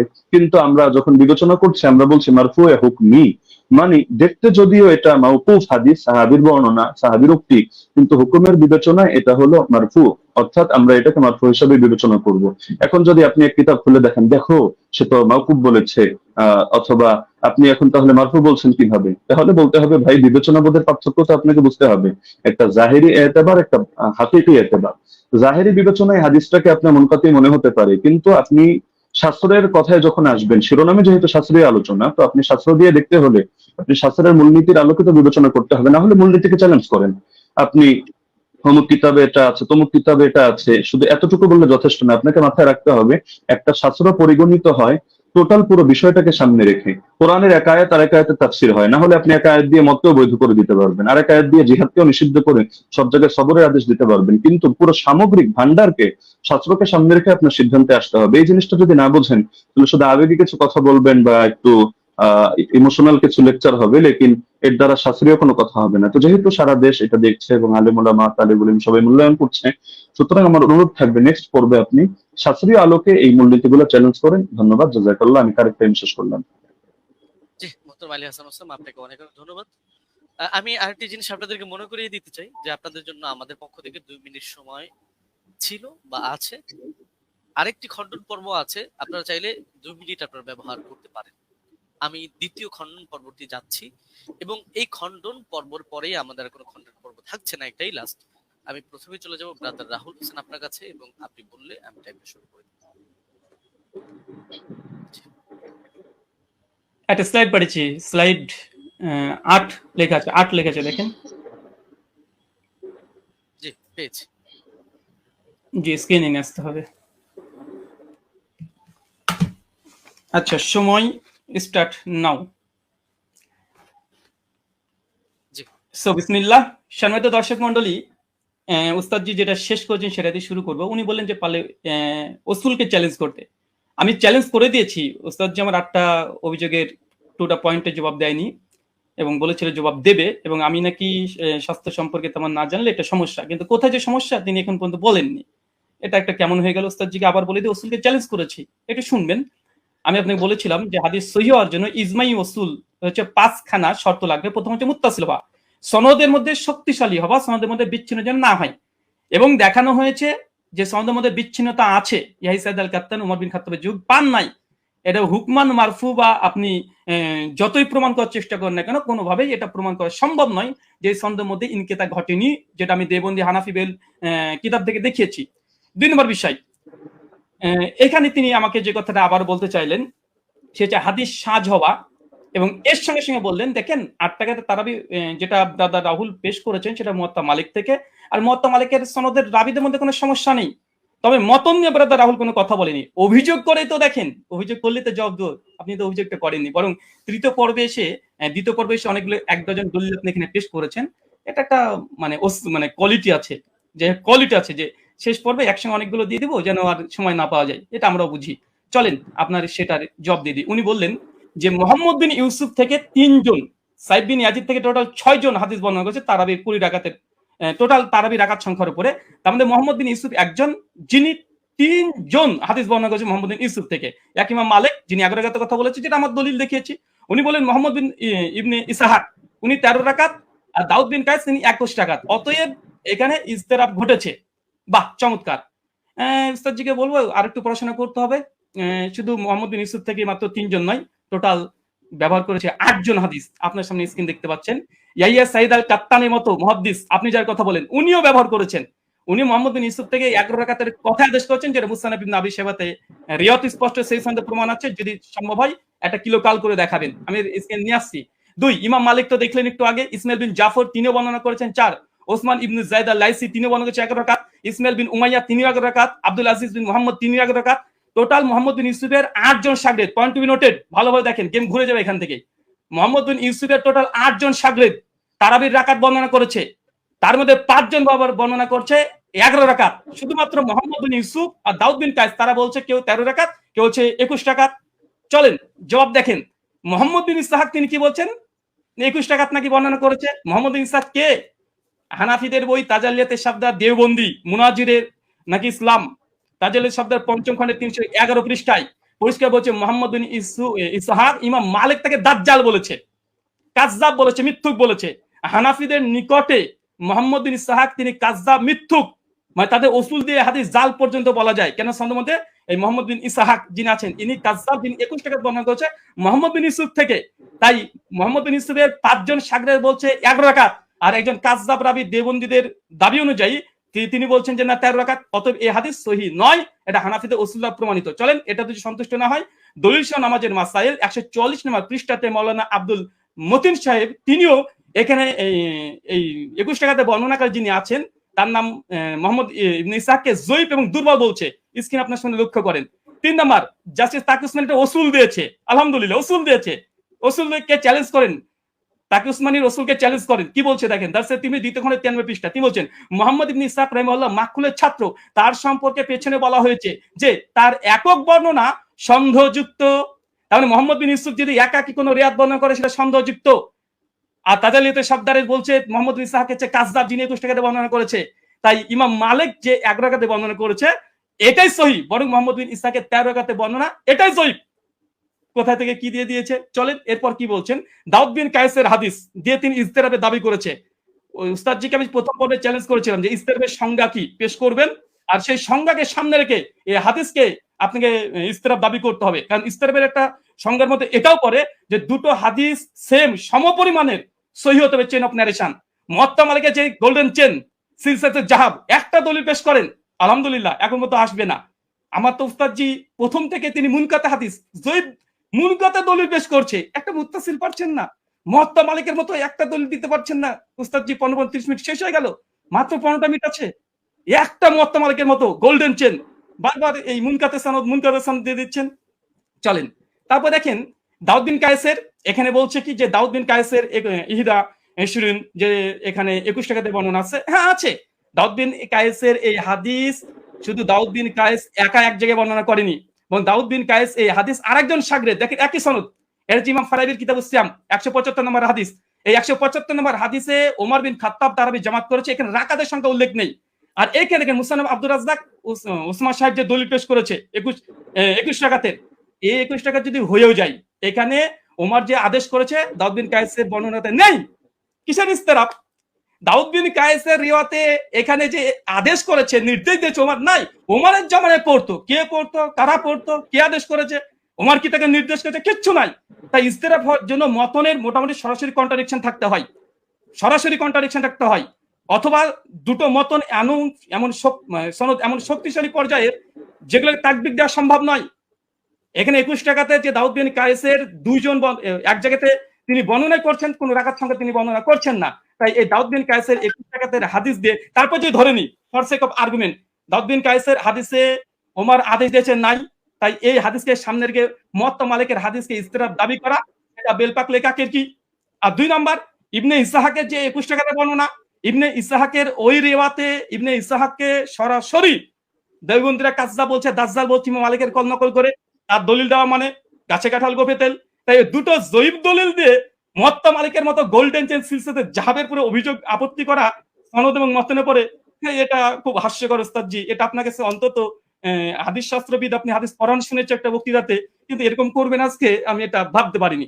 আর তৃতীয়, যদিও সঞ্চালক আজকে দৃষ্টি কেমন দিয়েছে জানি না, আজকে আমাদের আলোচনাতে ছিল যে তিনি কোনো ফাতোয়া ফারাজ দিবেন না, তিনি ওসাইমিনের ফতোয়া নিয়ে এসেছেন, ইবনে তাইমিয়ার ফতোয়া নিয়ে এসেছেন, ইবনে আব্দুল বারের ফতোয়া নিয়ে এসেছেন, স্যার মাযহারের ফতোয়া নিয়ে এসেছেন, ফাঁকা মাঠে গোল দিতে চেয়েছেন, এখানে থামানো হয়নি। যদি এরকমই হয় আমরা দোল দিতে পারি, চলে সামনে আসছে। আচ্ছা, তার মানে বোঝা গেল মুহাম্মদ বিন ইসহাকের ওই রেবাত 3 জন নাই উস্তাদজি, 8 জন। 5 জন বলেছে 11 রাকাত, আর 2 জন বলেছে 13-21, আর দুটো হাদিসই জয়ীফ হানাফি দেওবন্দীদের উসুল অনুযায়ী। তাই ওটা দিয়ে ইস্তেরাব দাবি করা বেলপাকলে কাকের কি এরকম হয়ে যায়। আচ্ছা, ওস্তাদজির অভিযোগ ভিত্তিহীন প্রমাণ হয়ে গেছে। প্রথম কথা, 8 টাকাতে তারবি আলহামদুলিল্লাহ, ওটা না মতনি জয়ীফ, না মতন, না ইস্তেরাব, কোনো কিছু নেই। এবং চ্যালেঞ্জ করেছিলাম যে মানে বিগত দিনে 1284 হিজরির পূর্বে দেওবন্দি মাদ্রাসা প্রতিষ্ঠা হওয়ার আগে কোন মুহাদ্দিস হাদিসটাকে ইস্তেরাব দাবি করে বাতিল করেছে, প্রমাণ দিতে পারেনি। 8টা প্রশ্ন ছিল। আচ্ছা, 20 রাকাত ইতিহাস বললেন, যখন 20 রাকাতের ইতিহাস, 20 প্রথমে হয়তো 11 রাকাত তারাবির আদেশ করেছিল ওমর বিন খাত্তাব, পরে হয়তো 20 রাকাত করেছে, তারপরে তিনি স্বীকার করে নিয়েছেন অর্ধেক যে ওমর বিন খাত্তাব 11 রাকাতের আদেশ করেছিলেন। আলহামদুলিল্লাহ। অনেকে বলে যে ছিলই না, কোনোদিনই ছিল না। 1984 প্রথম দাবি। দলিল নামাজের মাসালে কি বলছে দেখেন, ওমর বিন খাত্তাব 11 রাকাত তারাবির আদেশ করেছে, পরবর্তী সময় মানুষেরা 20 রাকাত পড়েছে, ওমরের আদেশে পড়েছে, দেখাতে পারবেন ইনশাআল্লাহ। দেখা দলিল নামাজের মাসালেও তো আছে, ইমাম বাইহাকির ওই কলটা নকল করেছে, যেটা উস্তাদজি ওমর বিন খাত্তাব 11 রাকাতের আদেশ করেছিলেন, কিন্তু পরবর্তী সময়ে কিরাত ভারী হওয়ার কারণে তার রাকাত সংখ্যাকে বাড়িয়ে দিলেন, কিরাতকে কমিয়ে দিলেন। তো মানুষজন, জনগণ, তারা ওমরের আদেশে নয়, ওমরের আদেশে নয়, কে বা কারা তারা 20 রাকাত চালু করেছিল ওমরের জামানায়, কিন্তু ওমরের আদেশে নাই। ওমরের আদেশে কত রাকাত? তোমাদেরকে 11 রাকাত, স্পষ্ট প্রমাণ। এখানে দেখেন মালিকি মাযহাবের ইমাম হাবিব মালিকি দলিল নামাজের মাসাল থেকে দেখাচ্ছি যেন একটু পুষ্টিকর বেশি হয় তথ্যগুলো। কি বলছে দেখেন, যে প্রথমে 11 রাকাতই ছিল, মানে ওমরের আদেশ 11 রাকাতই ছিল, কিন্তু তারা কিরাত লম্বা করতেন, ফলে ভারী ঠেকতো। পরে তারা রাকাত সংখ্যা বাড়ালেন, মানে ওমরের আদেশে নয়, জনগণ এমনি বাড়িয়েছে, রাকাত বাড়িয়ে দিয়েছে, কিরাত ছোট করে দিয়েছে, তাই ওটা বাতিল। তিনি বললেন যে ইমাম মালিক ছাড়া নাকি করেনি। এটা আপনি দেখেন যে ইমাম মালিক ছাড়া কতজন করেছে। ইমাম মালিক ছাড়া টোটাল 7 জন বর্ণনা করেছে। এখানে আমাদের স্ক্রিন আপনারা দেখতে পাচ্ছেন। ওই দাবিটা ওসমান সাহেবের একটু হাদিসের মতন সম্পর্কে অজ্ঞতাই আছে বলবো, যদি মানে মনে করেন যে না আমি একটু বাড়াবাড়ি করলাম, তো কিছু করার নেই, একটু বলতে হবে। আচ্ছা, এখানে দেখেন, আচ্ছা, ইমাম মালিক 11 রাকাত গ্রহণ করেনি, এটা খুব জোর দিয়েছে, যদি আজকে বিষয়ের সঙ্গে সম্পৃক্ত না। আজকের বিষয় ওমর কত রাকাত তারাবির আদেশ করেছে, ওস্তাদজি মুনকাতে দলিল দিয়েছে, মুতাসিল দিতে পারেন আলহামদুলিল্লাহ। আমরা একদম chain of narration golden chain দিয়েছি।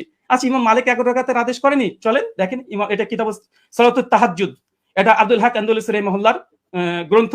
ইমাম মালিকের শাগরেদ, ছাত্র, তার বলছে, কি বলছে দেখেন, এখানে বলছে কলা শাহ বিন আব্দুল আজিজ আন মালিক, মানে ইমাম মালিকের ছাত্র, তিনি রিওয়ায়াত করছেন, কি বলছেন, আল্লাজি আখতারা বিহা, ইমাম মালিক যেটাকে গ্রহণ করেছে, এখতিয়ার করেছে, কি করেছে, বিহি নাফসি, ইমাম মালিক নিজের জন্য কত রাকাত তিনি করেছেন। তারপর তিনি বলছেন দেখেন, ফি কিয়ামে রমাজান হুয়াল লাজি জামা ইমাম উমর বিন খাত্তাব যার পরে জমা করেছে উমর বিন খাত্তাব, সেটা হচ্ছে ইহিদা আশারাতা রাকাতান ওয়া হুয়া সালাতে রাসূলুল্লাহ সাল্লাল্লাহু আলাইহি ওয়াসাল্লাম। এখানে ইমাম মালিকের কথা নকল করছে স্বয়ং ইমাম মালিকের ছাত্র। আমি এখানে ইমাম মালিকের ছাত্র ডাইরেক্ট কল, তিনি বলছেন যে ইমাম মালিক যেটা গ্রহণ করেছিলেন সেটা হচ্ছে 11 রাকাত, যেটা ছিল রাসূলুল্লাহ সালাত এবং ওমর বিন খাত্তাব যার পরে জমা করেছে, প্রথম কল। দ্বিতীয় দেখুন এখানে হচ্ছে ইবনে কাসিমের একটা কলমে নকল করে গেছি। ইবনে কাসিম তিনি মালিক থেকে বর্ণনা করছে যে ওমরের জামানায় 36 রাকাত পড়া হতো, 36 রাকাত পড়া হতো। কিন্তু ইমাম মালিক কত গ্রহণ করেছে দেখেন, শেষে লাল দিয়ে দাগানো আছে। তারপরে হচ্ছে আত্তারা ওয়া নাফসি, ইমাম মালিক নিজের জন্য যেটা নির্ধারণ করেছে ইহিদা আশারাত রাকাতান, কিন্তু ইমাম মালিক নিজের জন্য 11 রাকাত। মানে ইমাম মালিকের সময় মানুষ 36 রাকাত পড়ছে, কিন্তু ইমাম মালিককে যখন সরকার যখন চিঠি পাঠায়, এই ঘটনা বর্ণনা আছে অনেক জায়গাতেই, তারপরে তাকে যখন বললো যে নামাজের সঙ্গে কি কমিয়ে দেবো, সেই সময় মালিক বলছে তারা পড়তে থাক, কিন্তু আমি নিজের জন্য ফি নাফসি, আমার জন্য ইহিদা আশারাত রাকাতান, আমি 11 রাকাতকে আমি নিজের জন্য গ্রহণ করলাম। মানুষ কি পড়ছে দেখার দরকার নেই, ইমাম মালিককে কথা মেনে নিতে। আচ্ছা, এরপরে দেখেন, আচ্ছা বদরুদ্দিন আইনি হানাফি তিনিও উমদাতুল কারি শারহ সহিহ বুখারীতে 102 নম্বরে তিনি এই কথা স্বীকার করে নিয়েছেন যে ইমাম মালিক তিনি তার নিজের জন্য 11 রাকাতকে তিনি পছন্দ করেছিলেন। তার জামানায় কে কত পড়েছিল দেখার দরকার নেই, কারণ আমাদের আজকের আলোচ্য বিষয় এটা নাই যে কার জামানায় কত রাকাত পড়েছে। যদি ওটা নিয়ে ডিবেট করতে হয় আসেন পরে একটা সেশন রাখেন, অন্যদিন একটা সময় দেন, আবার আসবো, এটাও প্রমাণ করবেন ইনশাআল্লাহ ওমর বিন খাত্তাব জামানাতে 8 রাকাত তারাবি হতো। আজকের আলোচ্য বিষয় ওসমান সাহেব ভুলে গেলে হবে না, ওমর বিন খাত্তাব কত রাকাত তারাবির আদেশ করেছেন, ওমরের জামানায় কে বা কারা কত পড়তো, কোন ইমাম কত রাকাতের ফতোয়া দিয়েছে, কে কি বলেছে, এটা নয়। হাদিস শাস্ত্রের আলোকে ওমর বিন খাত্তাব কত রাকাত আদেশ করেছে, মুওয়াত্তা মালিকের স্পষ্ট হাদিস 11 রাকাত। আপনি ইস্তেরাবের দাবি করেছিলেন, দুমড়ে মুচড়ে গেছে আলহামদুলিল্লাহ। বরং আপনি যে দলিল দিয়েছেন সবগুলো মুনকাতে হাদিসে পেশ করেছেন, এবং আপনাকে যে চ্যালেঞ্জগুলো করা হয়েছিল, আপনাকে যে চ্যালেঞ্জগুলো করেছিলাম সেই চ্যালেঞ্জের জবাব এখন পর্যন্ত আসেনি। যে ইয়াহিয়া সাইলাল কাত্তানের যে বর্ণনা পেশ করেছেন, কাকে আদেশ করেছে হাদিস উল্লেখ নাই। মুওয়াত্তা মালিকের হাদিস দেখেন, দুটো হাদিসকে সম্মানিত দর্শক মণ্ডলী মাইন্ড খুলে রাখেন, ফ্রেশ রাখেন, এক গ্লাস পানি খান, তারপর আলোচনা শোনেন। উনি উমারের 20 রাকাত তারাবির আদেশ যে দলিল দিয়েছে, মুনকাতে সনদ বিচ্ছিন্নতা আছে, কাকে উমার আদেশ দিয়েছে সে কথা হাদিসের মধ্যে উল্লেখ নেই। আচ্ছা, আর উমর বিন খাত্তাব মুওয়াত্তা মালিকের সবকিছু মজুদ আছে আলহামদুলিল্লাহ। তারপরেও দেখেন কোন হাদিসটা বেশি মজবুত এবং কোনটা শক্তিশালী, কোনটা। চলেন, আচ্ছা উনি বলছেন অধিকাংশ ওলামারা তো ইমাম তিরমিজি নকল করলেন যে অধিকাংশ আহলে ইলম তারা কত রাকাত পড়েছে, তারা 20 রাকাতের কথা বলেছে। দেখেন ইমাম তাবারি কথা নিয়ে নেন, তাহলে ইমাম তিরমিজির পাল্টা জবাব তাবারি কল দিয়ে তিনি কি বলছেন, তিনি পরিষ্কার বলছে ইমাম তাবারি কথা আছে কাসরি মিনাল আহলিল ইলম, অধিকাংশ ওলামারা আহলে ইলমরা, মূর্খরা নয়, আহলে ইলমরা কি করেছে, ইহিদা আশরাতা রাকা, তারা 11 রাকাতকে পছন্দ করেছে। 11 রাকাতকে, এটা ইমাম কুরতুবীর কল মজুদ আছে। তো এরকম ফতোয়া যদি দিতে চাই এবং আপনিও দিবেন আমিও দিব। আজকে টপিক এটা নয় যে কোন হুজুরে কত ফতোয়া দিয়েছে, জনগণ কত পড়তো, লোকজন কত পড়তো। আজকের আলোচ্য হচ্ছে উমর কত রাকাতের আদেশ করেছে। চলেন, এখানে তিনি কয়েকটা দলিল এখানে 20 রাকাতের আবার দেওয়ার চেষ্টা করেছে, আমরা সেখানে দেখাবো। বরং আমি বলবো আচ্ছা 20 রাকাতে তিনি হাদিস, আরো তিনি ঝরঝর করে 6খানা হাদিস দিয়ে ফেলেছেন, আমাদের 4টে মুরসাল। আমি সনদ দেখেন, পুরো হানাফিকে স্ক্রিনের মধ্যে রেখে দিয়েছে আপনি এই মুহূর্তে। সাইদ বিন ইয়াজিদ থেকে আবু জুয়াবের হাদিস যায়িফ, চলেন এক ঝলক দেখে দেবো শুধু, কারণ এখানে আসলামি আছে, ইব্রাহিম বিন মুহাম্মদ বিন আবি ইয়াহিয়া আসলামি, তিনি পঞ্চম স্তরের মুদাল্লিস রাবি। এবং জেব বলেছে এ রাবিকে স্বয়ং ইয়াহিয়া ইবনে মাইন হানাফি বলে দাবি করা হয়, তিনি স্বয়ং তাকে কাযযাব বলেছেন। লাইসা বিসিকাতিন, তিনি সিকা নয়, কাযযাব, তিনি মিথ্যুক রাবি দলিল দিয়েছে। মুস্তাজি হতাশ হয়েছি আলী সাল্লাল্লাহু সাহেব। 2 নম্বর আবুল আলিয়ার যে বর্ণনা পেশ করেছে, আবুল আলিয়ার বর্ণনা আবু জাফর রাজি জৈব রাবি কে বলেছে, দেখেন এখানে নাজমুর রায়াত হাফিজ জাইলি কি বলছে, আবু জাফর মুতাকাল্লিম ফি, তিনি বিতর্কিত রাবি।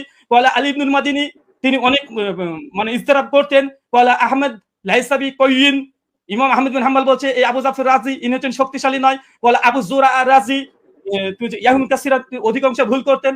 হাফেজ জাইলাই হানাফি তিনি বলছেন আবুল আলিয়ার হাদিসের যে রাবি আবু জাফর ইনি জয়ীফ রাবি, মুতাকাল্লিম ফি, বিতর্কিত রাবি দলিল দিচ্ছেন মুওয়াত্তা মালিকের সামনে।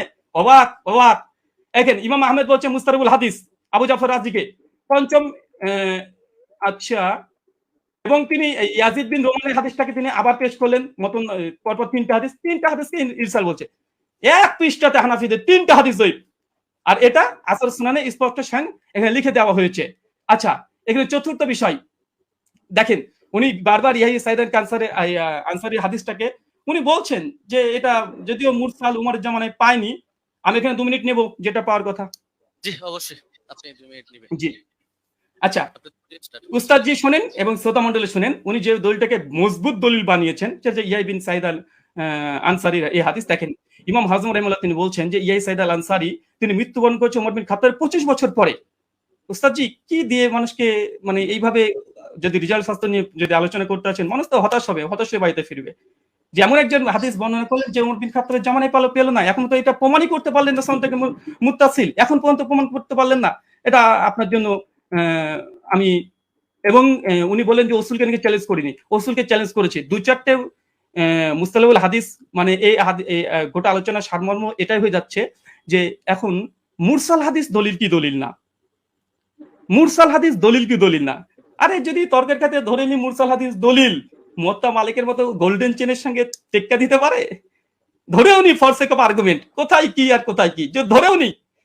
তারপরে দেখেন এখানে আরেকটা উনি বললেন যে ওমরের জামানাতে পড়ার কথা, যদি ওমরের জামানার কথা হয় আমরা তো দলিল দিয়ে দিতে পারবো যে ওমরের জামানাতে সাহাবীরা ইয়াহিয়া সাইদ আল কাত্তানের মতো সাহাবীরা তিনিও 11 রাকাত তারাবি পড়েছেন, এই মর্মে অনেকগুলো দলিল আমরা দেখিয়ে দিতে পারবো। আমি এক ঝলক শুধু দেখে দেবো, তিনি যেহেতু অনেক সাহাবীদের কথাও তিনি দলিল হিসেবে নিয়ে এসেছেন যে তারা কোন কোন জামানায় তারা পড়তো। আচ্ছা চলেন,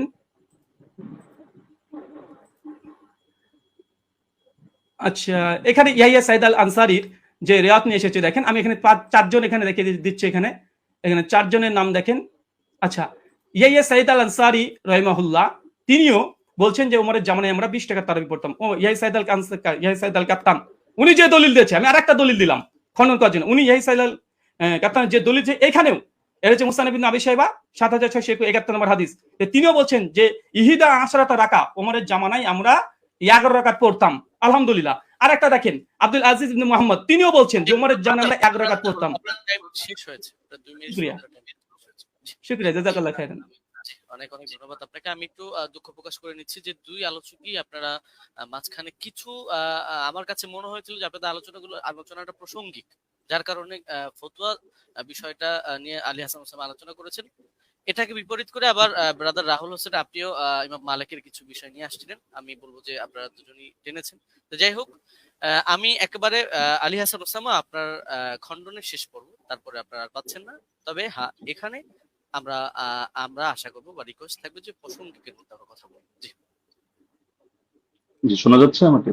জি, আপনাকে শোনা যাচ্ছে। আপনি বললে আমি টাইমটা স্টার্ট করে দেবো। হ্যাঁ, শুরু করেন। জি ওকে, 9 সেকেন্ড 10 সেকেন্ড। হামিদান ওয়া মুসাল্লিয়ান ওয়া মুসাল্লিমা আম্মা বাদ। ব্রাদার রাহুল ভাইয়ের ব্যাপারে আমি একটা হতাশা প্রকাশ করছি। এই লিখিত সাজানো গোছানো ফরম্যাট দিয়ে আমার কথাগুলো খণ্ডন করতে চাইলে সবচাইতে বড় যে ঝামেলাটা আপনি করেছেন, আমি কথা বলি 50টা আর আপনি লিখিত ফরম্যাট থেকে সেই আগে চর্বিত চর্বণ যা সাজিয়ে রেখেছেন এবং 3 বছর থেকে বয়ানও যা বলছেন ওই সেগুলোই টেনে টেনে আপনি শুধু আগের কথাগুলোই করেন, অথচ অধিকাংশ পয়েন্ট আপনি কি বোঝেনই না ইচ্ছাকৃত এড়িয়ে চলেন, আমি ধরতে পারি না। দ্বিতীয় বিষয় হলো আপনি বলেন আমি ফতোয়াটা নিচ্ছি, আমি কোনো প্রসঙ্গে ফতোয়াটা নিইনি, আমি উসুল বোঝানোর জন্য উদাহরণ দিয়েছি। ইমাম তিরমিজি রাহিমাহুল্লাহ কি মত দিয়েছেন, আলেমরা কি মত গ্রহণ করেছেন সেটা তো আমি বলিনি। আমি তো দেখিয়েছি ইমাম তিরমিজি এই বক্তব্যটা বলেছেন যে রুয়ান ওমর থেকে বর্ণিত হয়েছে 20 রাকাতের কথা, এই প্রসঙ্গে এনেছি। আপনি কথা না বুঝেই সেই লিখিত ফরম্যাটে খণ্ডন করতে গেলে এটা ভুল করবেন, শুধু আবেগী কথা দিয়ে তো হবে না। আর শুধু জুবায়ের আলী জাই, নাসিরউদ্দিন আলবানী রাহিমাহুল্লাহ ওনাদের শুধু হাওয়ালাগুলো থেকেই ওই কপি পেস্ট করে আপনি একটা ফরম্যাট সাজিয়ে রাখলে সব কথা খণ্ডন করতে পারবেন না। এখন আপনি বারবার বলছেন যে আপনি একটা সনদ দেখান যেটা ইনকেতা নাই। আরে ভাই, আপনি তো উসুলের আলোকে কথায় আসবেন। আপনি তো আমি যে উসুলগুলো শুনলাম ইতিমধ্যে 8-10টা উসুল শোনানো হয়ে গেছে, আপনি উসুলেরই কোনো ধার ধারছেন না। আপনি মুরসাল নিয়ে শুধু মুকাদ্দিমায়ে মুসলিম থেকে একটা হাওয়ালা দিয়ে দিলেন, ব্যাস শেষ। যেন মুরসাল নিয়ে পৃথিবীতে আর কেউ কখনো কিছু বলেই নেই। তো যাই হোক, আমি এগুলোতে আসবো। আমি প্রথম শুরু করি, আপনি দাউদ বিন কায়েসের যেই বক্তব্যটা দিলেন যে দাউদ বিন কায়েসের এই বক্তব্যের মধ্যে এখানে আদেশের কোনো কথা নেই। আসলে আপনি আরবি কতটুকু পারেন আমি জানি না, আপনি আরবি মতনগুলো পড়েন না, আজকে ইচ্ছাকৃত কিনা আমি জানি না, যে মতনের ভুল থেকে বাঁচার জন্য কিনা, হতে পারে, হলে হতে পারে, অন্য হিকমত থাকতে পারে, সময় বাঁচানোর ব্যাপারে হতে পারে। আপনি এই বাক্যটার অনুবাদটা করে দিয়েন আমাকে, যে দাউদ বিন কায়েসের রিওয়ায়াতের মধ্যে যে আছে যে আন্না উমর জামাআ আন-নাস ফি রমাদান আলা উবাই ইবনে কাব ওয়া আলা তামিম আদ-দারি আলা 21 রাকাতান। এই জামাআর সাথে আলা অব্যয়যোগে যখন বলা হয় জামা উমারু, ওমর মানুষকে জমা করেছেন কোন ব্যাপারে? আলা ইহদা ওয়াইশিন রাকাতান, 21 রাকাতের ব্যাপারে। তখন এর দ্বারা কি বোঝায় যে ওমর আদেশ করেন নাই, ওমর কিছু বলে নাই, তারা নিজেদের থেকে পড়ে নিয়েছেন। এই অনুবাদটা এটা কোন ডিকশনারির আলোকে করলেন পৃথিবীতে? এটা কি মেড ইন ইন্ডিয়া না মেড ইন বাংলাদেশ? এটা আমাকে অনুগ্রহ করে আপনি দেখাবেন। আর আপনি বললেন যে 8 জন বর্ণনা করেছেন, শুধু ওই 3 জনই না। আমি তো 3 জন প্রসঙ্গ আর 8 জন প্রসঙ্গে বলিনি। আমি তো কথাটা বলেছি এই প্রসঙ্গে যে ওনাদের বর্ণনাগুলোর মধ্যে ভিন্নতা আছে, ইস্তেরাব আছে, এই প্রসঙ্গে আমি কথাটা টেনেছি। আপনি মোহাম্মদ বিন ইসহাককে টানলেন এবং তাকে নিয়ে বড় করে কথা বললেন, অথচ মোহাম্মদ বিন ইসহাক তো আমি স্রেফ মনে হয় 5 সেকেন্ড একটা বাক্য হিসেবে উদাহরণ হিসেবে দেখিয়েছি। আমি মূল আপনাকে সাংঘর্ষিক দাঁড় করিয়েছি দাউদ বিন কায়েসকে। দাউদ বিন কায়েসের এই সনদটাকে আপনার পক্ষে সম্ভব না এটাকে জয়ীফ বলে প্রমাণ করা, এটা সুনিশ্চিত ভাবে। আর আপনি শুধু এটা বারবার বলছিলেন যেখানে আদেশ কথা নাই, আদেশ কথা নাই। আপনি একই রকম কথার মধ্যে দেখেন না যে ইস্তেরাব আছে কিনা। আরে ভাই, এখানে তো আপনার এই জিনিসটা বুঝতে হবে যে ওনার থেকে যারা বর্ণনা করেছে কারো বর্ণনার সাথে কারো বর্ণনা মিল নেই। এক জায়গায় আদেশের কথা আছে, আরেক জায়গায় আদেশের কথা নেই। এক জায়গায় আমলের কথা আছে, আরেক জায়গায় আবার আমলের কথা নেই, শুধু আদেশের কথা। এখন আদেশ নিয়ে আপনি 8টা কেন, আদেশ নিয়ে শুধু দুটোই দেখতে পারবেন। ইমাম মালিকের যে সনদটা আনলেন সেখানে ইমাম মালিক রহমতুল্লাহ আলী তার সনদের মধ্যে আছে যে তিনি আদেশ দিয়েছেন, আর দাউদ বিন কায়েসের মধ্যে আছে যে আদেশ দিয়েছেন। কিন্তু এখন দাউদ বিন কায়েসের এই সনদের মধ্যে জামা আলা এটা যোগ করলে অর্থ এটাই দাঁড়ায় যে ওমর মানুষকে 21 রাকাতের ব্যাপারে একত্রিত করেছেন। তাহলে এটা কিভাবে সম্ভব যে একই হাদিসের মধ্যে এক জায়গায় বলা হচ্ছে 21 রাকাত, আর এক জায়গায় বলা হচ্ছে 11 রাকাত? যদি হাদিস ভিন্ন ভিন্ন হতো ভিন্ন ভিন্ন বর্ণনাকারীর থেকে, আমরা তাহলে ধরতাম না এটা জামানার ভিন্নতা। লেকিন এরকম তো কোনো ব্যাপার ঘটেনি। তো সুতরাং এটা গায়ে পড়ে করা হয় না। আর সাত বর্ণনা কাকে বলে? দাউদ বিন কায়েসকে আপনি কোন পর্যায়ে দাঁড় করিয়ে আপনি সাজ এখানে বলবেন, বা আপনি এটাকে ওইটার সাথে সাংঘর্ষিক করবেন? যদি এক রেওয়ায়তের মধ্যে সংখ্যা কম পাই আর এক রেওয়ায়তের মধ্যে সংখ্যা বেশি পাই, তাহলে সেই ক্ষেত্রে কি হুকুম আছে? এটা তো আপনার ফতোয়ার আলোকেই করতে হবে। আপনি তো মন করা একটা বললে হবে না। আর কিছু কথা তো আপনি বলেছেন একদম মানে সনদ ছাড়া, যেগুলোর কোনো সনদই নেই। আপনি ইমাম মালিকের একটা ফতোয়া আনলেন, হলো তার এক শাগরেদ বলেছেন। তো তার শাগরেদ থেকে কি আপনি শুনেছেন না ওই কিতাবের লেখক ডাইরেক্ট শুনেছে? মাঝখানে সনদগুলো গেল কোথায়? আর আপনি মাযহাব নিয়ে কথা বলতে চাইলে মাযহাবের ব্যাপারে মূলনীতিগুলো তো আপনার জানা থাকা দরকার। ধরেন মালিকি মাযহাব নিয়ে আমি 100টা মত পেলাম, তাহলে আমি কোন মতটা চূড়ান্ত ধরবো? এখন ইমাম মালিক থেকে একটা বিশুদ্ধ মত দেখাতে পারবেন না যে ইমাম মালিক রহমতুল্লাহ আলী কোথাও আপনাদের মতামত দিয়েছেন। আপনি হাফিজ ইবনে হাজার আসকালানী রহমতুল্লাহ আলী, আপনাদেরও পছন্দের ব্যক্তিত্ব, তার কিতাব থেকেও আপনারা দেখে নিতে পারেন, অথবা তার হাওয়ালা আমি হুবহু বাক্য বলে দিচ্ছি। তিনি লিখেছেন ইতিমাদুহুম ফিল আহকাম ওয়াল ফাতওয়া আলা মা রাওয়াহু ইবনুল কাসিম আন মালিক সাওয়াউন ওয়াফাকা মা ফিল মুওয়াত্তা আম লা। যে ফতোয়া দেওয়ার ক্ষেত্রে, বিধিবিধান বর্ণনা করার ক্ষেত্রে ইবনুল কাসিম যেটা বর্ণনা করবে ইমাম মালিক থেকে সেটাই গ্রহণযোগ্য, এবং সেটা মুয়াত্তা কিতাবের মধ্যে যা আছে তার সাথে মিলুক বা না মিলুক, এটা হলো মাযহাবের মূল ভিত্তি হিসেবে ধরা হবে। এটা তাজিলুল মানফা 4 নম্বর পৃষ্ঠার মধ্যে পেয়ে যাবেন। তো ওনার শাগরেদ ইবনুল কাসিম বলেন, ইবনে আইমান বলেন, তাদের থেকে কোথাও আপনি আত্রাগাতের দূরতম কথাও দেখাতে পারবেন না। আত্রাগাতের কথা আল্লামা আইনি যেটা এনেছেন, সৈয়দী যেটা এনেছেন, আপনি সৈয়দীটা তো আনেননি, এটা আপনার নজরে পড়ে নাই হয়তো, যে যে জায়গা থেকে কপি পেস্ট করেছেন। না হলে এর বিপরীতে আমি আপনাকে, যদি 100 চান আমি 100 হাওলা আপনাকে দিয়ে দিতে পারবো। যদি আপনিও বলেছেন যে আলাদা ডিবেটের আয়োজন করলে, তো ঠিক আছে, করতে পারেন। তো ইমাম আইনি বলেছেন, ইমাম সৈয়দী বলেছেন, বেসনদ কথাবার্তা কোথাও দলিলযোগ্য হবে না। তো মোহাম্মদ বিন ইসহাক এখানে ফ্যাক্টর না, আর অন্য লোক ফ্যাক্টর না। আর আপনি বলছেন যে আমরা দেওবন্দিরা গায়ে পড়ে দাবি করি মুস্তারিদ, আর কেউ দাবি করে না কেন? আপনি তো আহলে হাদিস ঘরানার। তো আপনাদের পিস পাবলিকেশন থেকে বই প্রকাশিত হয়েছে রাসূল সাল্লাল্লাহু আলাইহি ওয়াসাল্লামের প্র্যাকটিক্যাল নামাজ কোরআন ও সহিহ হাদিসের আলোকে। এই বইয়ের 222 নম্বর পৃষ্ঠা থেকে আমি আপনাকে শোনাচ্ছি। তার শাসন আমলে, তার মানে ওমরের কথা চলছে, 11 রাকাত এবং 21 রাকাত তারাবি সালাত আদায়ের প্রমাণ পাওয়া যায়। সাহেব রাদিয়াল্লাহু আনহু তৃতীয় ছাত্র মুহাম্মদ ইবনে ইউসুফ উপরোক্ত কথাগুলোর বর্ণনাকারী। হাদিসের মূল সূত্র অনুসারে একই রাবীর একই বিষয়ে পৃথক পৃথক মত প্রকাশ করা বিশুদ্ধ হওয়ার অন্তরায়। সুতরাং 20 রাকাতের অভিন্ন মত গ্রহণ করাই যুক্তিসঙ্গত। তাহলে ইস্তেরাবের কথা, ইখতিলাফের কথা কি আমরা টানলাম নাকি আপনাদের লোকেরাও এটা টেনেছে? এটা তো আপনাদের স্পষ্টভাবে দেখা দরকার। আর আপনি বারবার শুধু এই প্রসঙ্গগুলো তো এখানে অপ্রাসঙ্গিক কথা টানলে হবে না, যে গোল্ডেন চেইন, গোল্ডেন চেইন। আরে গোল্ডেন চেইন নাকি এটা ডায়মন্ডের চেইন নাকি হলো এটা রূপার চেইন, সেটা তো আমাদের দরকার না। আমাদের দরকার হলো আপনার এখানে 5টা জিনিস তো এক রাখতে হবে। আপনি শুধু আমাদের কথা প্রসঙ্গে বলছেন যে সনদের মধ্যে কোনো ইনকিতা নাই, আপনারা প্রমাণ করেন। আরে সনদের মধ্যে তো ইনকিতা বাস্তবেই নাই। আপনি যে ইনকিতা আপনার চোখে দেখতে পাচ্ছেন, এটা আপনার পড়াশোনা কম থাকার কারণে হচ্ছে। না হলে আমি তো উসুলের আলোকে দেখালাম, উসুলগুলো তো আপনি খণ্ডন করতে পারেননি এবং সম্ভাবনা। তো যার কারণে সনদের মধ্যে তো ইনকিতা নেই, তো শুধু গায়ের জোরে বললে তো হবে না। তো হাদিসটা যারা বলেছে হাদিস সহি হওয়ার জন্য এই 5টা শর্ত, সেই ইমামরাই, এটা অন্য কোনো ইমাম না। আমি আজিব গারিব কারো নাম টানি নাই বা আমাদের কোনো বড় হুজুরের নাম টানি নাই, তারাই এই মূলনীতিটা দাঁড় করিয়েছেন। তো সুতরাং এটাকে আপনি গায়ের জোরে অথবা চাপার জোরে বা একটা হাসি দিয়ে ফেলে দেওয়ার মতো বিষয় না। তো আবার কিছু আলোচনা টেনেছেন একেবারে অপ্রাসঙ্গিক, যেমন ওমর কাকে আদেশ দিয়েছেন। আচ্ছা, ওমর আপনাকে আদেশ দিল বা আমাকে আদেশ দিল, মানে কাকে আদেশ দিল এটার সাথে কোন বিষয়ের সম্পর্ক? এখন রাজুলান, এই রাজুলান শব্দটা যদি এমন হয় যে পৃথিবীর কেউ কোনোদিন জানতে পারলো না যে রাজুলানটাকে উবাই বিন কাব নাকি তামিম দারি নাকি অন্য কোনো সাহাবী, এটা কি সমস্যা? আমাদের তো আলোচ্য বিষয় এটা যে ওমর রাদিয়াল্লাহু আনহু তিনি কত রাকাতের আদেশ করেছেন, 8 নাকি 20। 8-এর পক্ষে আপনি যে দলিল দিয়েছেন সেই দলিলটা মুস্তারিব একটা রিওয়ায়াত, যে রিওয়ায়াতটা গ্রহণযোগ্য না। আপনাদের কিতাবের মধ্যেই লেখা আছে যে না, এই রিওয়ায়াতটা দলিলযোগ্য হয় না। তো সুতরাং এটা তো আমাদের এখানে টেনে লাভ নেই। তার মধ্যে আরো কিছু আলোচনা টেনেছেন একেবারে প্রাসঙ্গিক, যে এমন জিনিস দেখান, এমন জিনিস দেখান, অমুকের আগে কে করেছে, তমুকের আগে কে করেছে, মাদানী রাওয়ি, সিলসিলাতুল জাহাবিয়া, গোল্ডেন চেইন ইত্যাদি। এগুলো দেখানো না দেখানো তো মূল বিষয় না। আপনি অপ্রাসঙ্গিক প্রশ্ন আমিও চাইলে আপনাকে 100টা করতে পারি, কিন্তু আমি পূর্বের অংশগুলোতে একটা অপ্রাসঙ্গিক কথা বলিনি। অতি অল্প সময়ের মধ্যে শুধু আপনাকে আমি মূলনীতিগুলো বলেছি, লেকিন আপনি যেহেতু আগে একটা ফরম্যাট সাজিয়ে এনেছেন, তো যার কারণে মূলনীতিগুলো আপনি করেননি। এই যে আবু জাফরকে নিয়ে আপনি মাঝখান থেকে কথা প্রসঙ্গে টেনেছেন, যদি আমি এগুলো মূল দলিল দেইনি। আরো মজার বিষয় হলো আপনি এমন কিছু খণ্ডন করে দিয়েছেন যেটা আমি বলিই নাই। আবার আমি যেটা বলেছি এমন অধিকাংশ পয়েন্ট দিয়েছেন বাদ দিয়ে কয়েকটা রিওয়ায়াত বললেন যে আপনি এটা বলেছেন, আমি হতাশ, অথচ এটার জবাব এটা, অথচ সেটা আমি বলিনি। তো মাঝখানে আবু জাফরকে টেনে এনেও আপনি দাঁড় করিয়ে দিলেন যে আবু জাফর এটা সর্বসম্মতিক্রমে যায়িফ, কিছু কারণও টানলেন, অথচ আবু জাফর মুখতালাফি যায়িফ না। যদিও এটা মূল আলোচনা, প্রাসঙ্গিক ভাবে বলছি, মুখতালাফি যায়িফ না। তাকে নিয়ে ইখতিলাফ হওয়া ভিন্ন জিনিস, আর চূড়ান্ত ভাবে যায়িফ হিসেবে স্বীকৃত হওয়া ভিন্ন জিনিস। আপনি যে মত টানলেন এই মতের মধ্যেও তো আপনি মিস্টেক করেছেন। দেখা যাচ্ছে আলবানী রাহিমাহুল্লাহ এক্ষেত্রে এই কাজটা করেছেন, সদুকুন এই শব্দটা বাদ দিয়ে পরবর্তী যে কথাটা তিনি ভুল করেন ইত্যাদি, তার মধ্যে সমস্যা, ওই কথাটা টেনেছেন। তো সদুকুন হুকুমটা বাদ দিয়ে দিয়েছেন। অথচ আবু জাফরকে নিয়ে যদি দেখেন, ইয়াহয়া ইবনে মাইন সিকা বলেছেন, ইবনু আবি মারিয়াম বলেছেন তার হাদিস লেখা যাবে, সমস্যা নেই।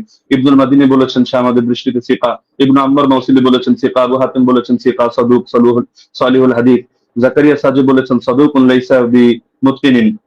ইবনু আদি বলেছেন লাহু আহাদিসু সালিহা وقد روى عنه الناس واحاديثها عامتها مستقيمه وارجو انه لا باس به। ইবনু সাদ বলেছেন কানা সিকা। হাকিম বলেছেন সিকা। ইবনু আব্দুল বার বলেছেন হুয়া ইনদাহুম সিকা আলিমুন বিতাফসিরিল কোরআন। এগুলো আরো দেখতে পারেন আপনি তাহযিবুত তাহযিব 10 নম্বর খণ্ড 62 নম্বর পৃষ্ঠা। তো আবার তার থেকে কি কি দুর্বল বর্ণনা, এগুলো আলাদা লিস্ট আপনি পাবেন হাফিজ ইবনে আদির কিতাবের মধ্যে, আল কামিল, যেটা 5 নম্বর খণ্ড 255 পৃষ্ঠা। সেখানে দেখবেন এই তারাবি সংক্রান্ত রিওয়ায়াতটা তিনি টানেননি।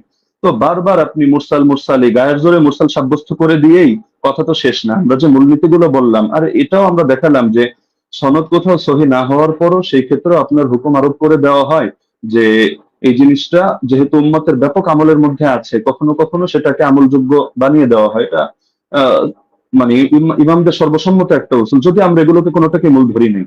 আপনি তো এখানে বলতে চাচ্ছেন, আপনার মূল কথাই এটা যে ইয়াহইয়া বিন সাঈদ হয়তো কোন আলতু ফালতু রাওয়ী থেকে এনেছেন এবং এই হাদিসের মধ্যে একটা দুর্বলতা তৈরি হয়েছে, অথচ প্রথম ধাপের মূলনীতিগুলোর মধ্যে আমরা যা বলেছি এখানে আপনার কথাগুলো খণ্ডন হয়ে যায়। পাশাপাশি সেই জামানার আমলগুলোকে আপনি যেভাবে উড়িয়ে দিচ্ছেন যে যার যেভাবে মনে হচ্ছে আমল করেছে, লেকিন এই জায়গায় ওমর রাদিয়াল্লাহু আনহু আদেশ হয়তো ছিল না। আপনি খেলাফতের জামানা দেখেন নাই, নরেন্দ্র মোদীর জামানা দেখেছেন, এই হিসাবে আপনার এমন মনে হতে পারে যেখানে সাহাবীরা বলছেন যে সাহাবীরা আমল করতেন, কানু ইয়াকুমুন অথবা কুননা নাকুমু, আমরা আমল করতাম। তো তারা সকলে আমল করতেন আর খলিফা এখানে কিছুই জানতো না, কিন্তু কোন বাড়িতে কি হচ্ছে না হচ্ছে এরকম সূক্ষ্মাতি সূক্ষ্ম অনেক বিষয় পর্যন্ত খলিফা জেনে যাচ্ছে। এটা তো অদ্ভুত ব্যাপার। খেলাফতের জামানার ব্যাপারেও যে বেদাত ওমরের জামানায় চলছে, যে ওমর একেবারে হুদাইবিয়া সন্ধি হলো যে গাছের নিচে সেই গাছ কেটে দিয়ে আসছে, হাজরে আসর চুমু খাওয়ার সময় পর্যন্ত ক্লিয়ার ভাবে বলছে যে আমি এই আকীদা পোষণ করি না, তুমি কারো ক্ষতি করতে পারো, উপকার করতে পারো, বরং আমি এজন্য করছি তোমার গায়ে চুমু খাচ্ছি যে আল্লাহ রাসূল সাল্লাল্লাহু আলাইহি ওয়াসাল্লাম চুমু খেয়েছেন এই কারণে। তো আপনি যে কথাগুলো বললেন, একটা নতুন কথা আসলে আমি পাইনি। এগুলো হাফেজ জুবাইর আলী জাহিদ কিতাব যদি কেউ পড়ে বা শাইখ আলবানী সালাতুত তারাবি পড়ে অথবা আপনার আব্দুর রহমান মোবারকপুরি সাহেবের কিতাবগুলো পড়ে, ব্যাস ওই যা বলেছে আপনিও ঘুরে ফিরে সেই কথাগুলোই বলেছেন। বাকি মজার একটা বিষয় হলো আমি এমন অনেক উসুল টেনেছি যেটা হয়তো আপনার কমন পড়ে নাই, তো যার কারণে আপনি এই জিনিসগুলোকে পুরো স্কিপ করে চলে যাচ্ছেন। তাইসিরু মুসতালাহিল হাদিস, আর এই পৃথিবীর ইতিহাসে হাদিসের ইসতিলাহ নিয়ে কি এই কিতাবটা এই মাত্র কয়দিন আগে লেখা হলো? এর আগে 1500 বছরে হাদিসের ইসতিলাহর উপরে কোনো কিতাব লেখা হয়নি। আপনি মুরসালের সংজ্ঞা দেখাচ্ছেন যে মুনকাতি হাদিস কারো মতে গ্রহণযোগ্য না। আচ্ছা, কোন পর্যায়ে মুনকাতি গ্রহণযোগ্য না? খালি শিরোনাম দিয়ে হুকুম লাগিয়ে দিলেই হয়? তাহলে তো ইমান ভঙ্গের কারণ যে 10টা শেখ মোহাম্মদ বিন আব্দুল্লাহ নজদি রাহিমাহুল্লাহ থেকে বর্ণিত আছে, এগুলো শিখে শিখে সবাই খারিজি হবে এভাবে, যে যে জাদু করে ব্যাস সেই কাফের হয়ে গিয়েছে, যে কাফেরদেরকে মুসলমানদের বিরুদ্ধে সাহায্য করে, কোনো শর্ত নাই, কোনো হদ নাই, কোনো কয়েদ নাই, ভালোভাবে কাফের হয়ে গিয়েছে। তো এভাবে শিরোনাম দেখলে তো মুশকিল। এগুলোর ব্যাখ্যা তো ইমামদের থেকেই নিতে হবে। বক্তব্য যাদের থেকে নিবেন, আপনার বক্তব্যের ব্যাখ্যাও তো তাদের থেকে নিতে হবে। আর আপনি বললেন যে আমি কথা প্রসঙ্গে মেনে নিয়েছি যে ওমর রাদিয়াল্লাহু তাআলা আনহু তিনি শুরুতে 11 রাকাতের আদেশ দিয়েছিলেন। এটাও তো আমি আমার বাক্যগুলো কি খেয়াল করেন না? আমি কি বোঝেন না? আমি ধরতে পারি না? নাকি আপনি পয়েন্টগুলো নোট আউট মানে লিখে না রাখার কারণে এমন ঝামেলা হচ্ছে সেটাও বুঝতে পারি না। যে দেখা যাচ্ছে যে এটা তো আমি বলেছি তর্কের ক্ষেত্রে যদি মানে অনেক কথা আমি 2 ভাবে জবাব দিয়েছি। জবাবে ইলজামি, জবাবে তাসলিমি, ইলমে উসুলের আলোকে। তো 2 ভাবে জবাব দেওয়ার কারণে আপনি আগের পরের কথা বাদ দিয়ে মাঝখান থেকে একটা অংশ টান দিলে তো হবে না। আর কোন মুনকাতি, কোন মুরসাল, কোন ক্ষেত্রে কি হুকুমে যাবে এটা তো আপনাকে শাস্ত্রীয় আলোকে বুঝতে হবে। আপনি যেকোনো জিনিস শুধু একটা ব্যাস গোল্ডেন চেইন, মাদানী রাউই অথবা বুখারী মুসলিমের শর্তে উন্নীত ইত্যাদি ইত্যাদি একটা বলে দিলেন, ব্যাস হয়ে গেল। বিষয়টা এমন না। যেহেতু আলোচনা আমাদের শাস্ত্রীয় বিষয়, এটা কোনো মাযহাবী তাকলিদি বিষয় না যে অমুক অমুকের রেফারেন্সে আমাদের কথা বলতে হবে। ইবনে উসাইমিনের হাওয়ালায় আপনি বললেন যে আমি কয়েকটা কথা টেনেছি। ওখানে আমি ইবনে উসাইমিনের হাওলায় টানি না, শেখ সালেহ আল মুনাজ্জিদের হাওলায় টেনেছি। এটা আবেগে আপনি কয়েকবার এটা উচ্চারণ করেছেন। আর এখানে আমি তার ফতোয়া দেখাইনি। আমি এখানে ফতোয়া উল্লেখ করার জন্য বসিও নাই আপনার সামনে। এখানে আমি দেখিয়েছি যে তারা সকলে বিআমরিহি, অর্থাৎ এটা যে ওমরের আদেশে হয়েছে এই বিষয়টা তারা অস্বীকার করে নিয়েছেন। তো সুতরাং মানে যে জিনিসগুলো আপনার স্পষ্ট, তো সেই জিনিসগুলোকে গায়ের জোরে তো আপনি প্রমাণ করে নিতে পারবেন না যে না এই জিনিসটা এই প্রশ্ন আমি আপনাকে ছুড়ে দিলাম, এটার জবাব দেন, ওটার জবাব দেন, ওটার জবাব দেন, না দিলে ব্যাস তাহলে সাব্যস্ত হলো আমার কথাই সহি। বিষয়টা তো এমন না। শাস্ত্রীয় মূলনীতি। আপনি এই আলোচনা শেষ হওয়ার পর ঠান্ডা মাথায় বসেন। আমি নতুন কোনো কথা আপনাকে ছুড়ে দিচ্ছি না, যেহেতু আপনি খণ্ডন করার সময় পাবেন না। এটা আসলে আদবের দাবি না। ছুড়লে আমি ছুটতে পারি। আপনি ভবিষ্যৎবাণী করে দিয়েছেন যে এমন কৌশল হয়তো আপনি করবেন, আমরাও বুঝি না, এত বোঝার দরকার নেই।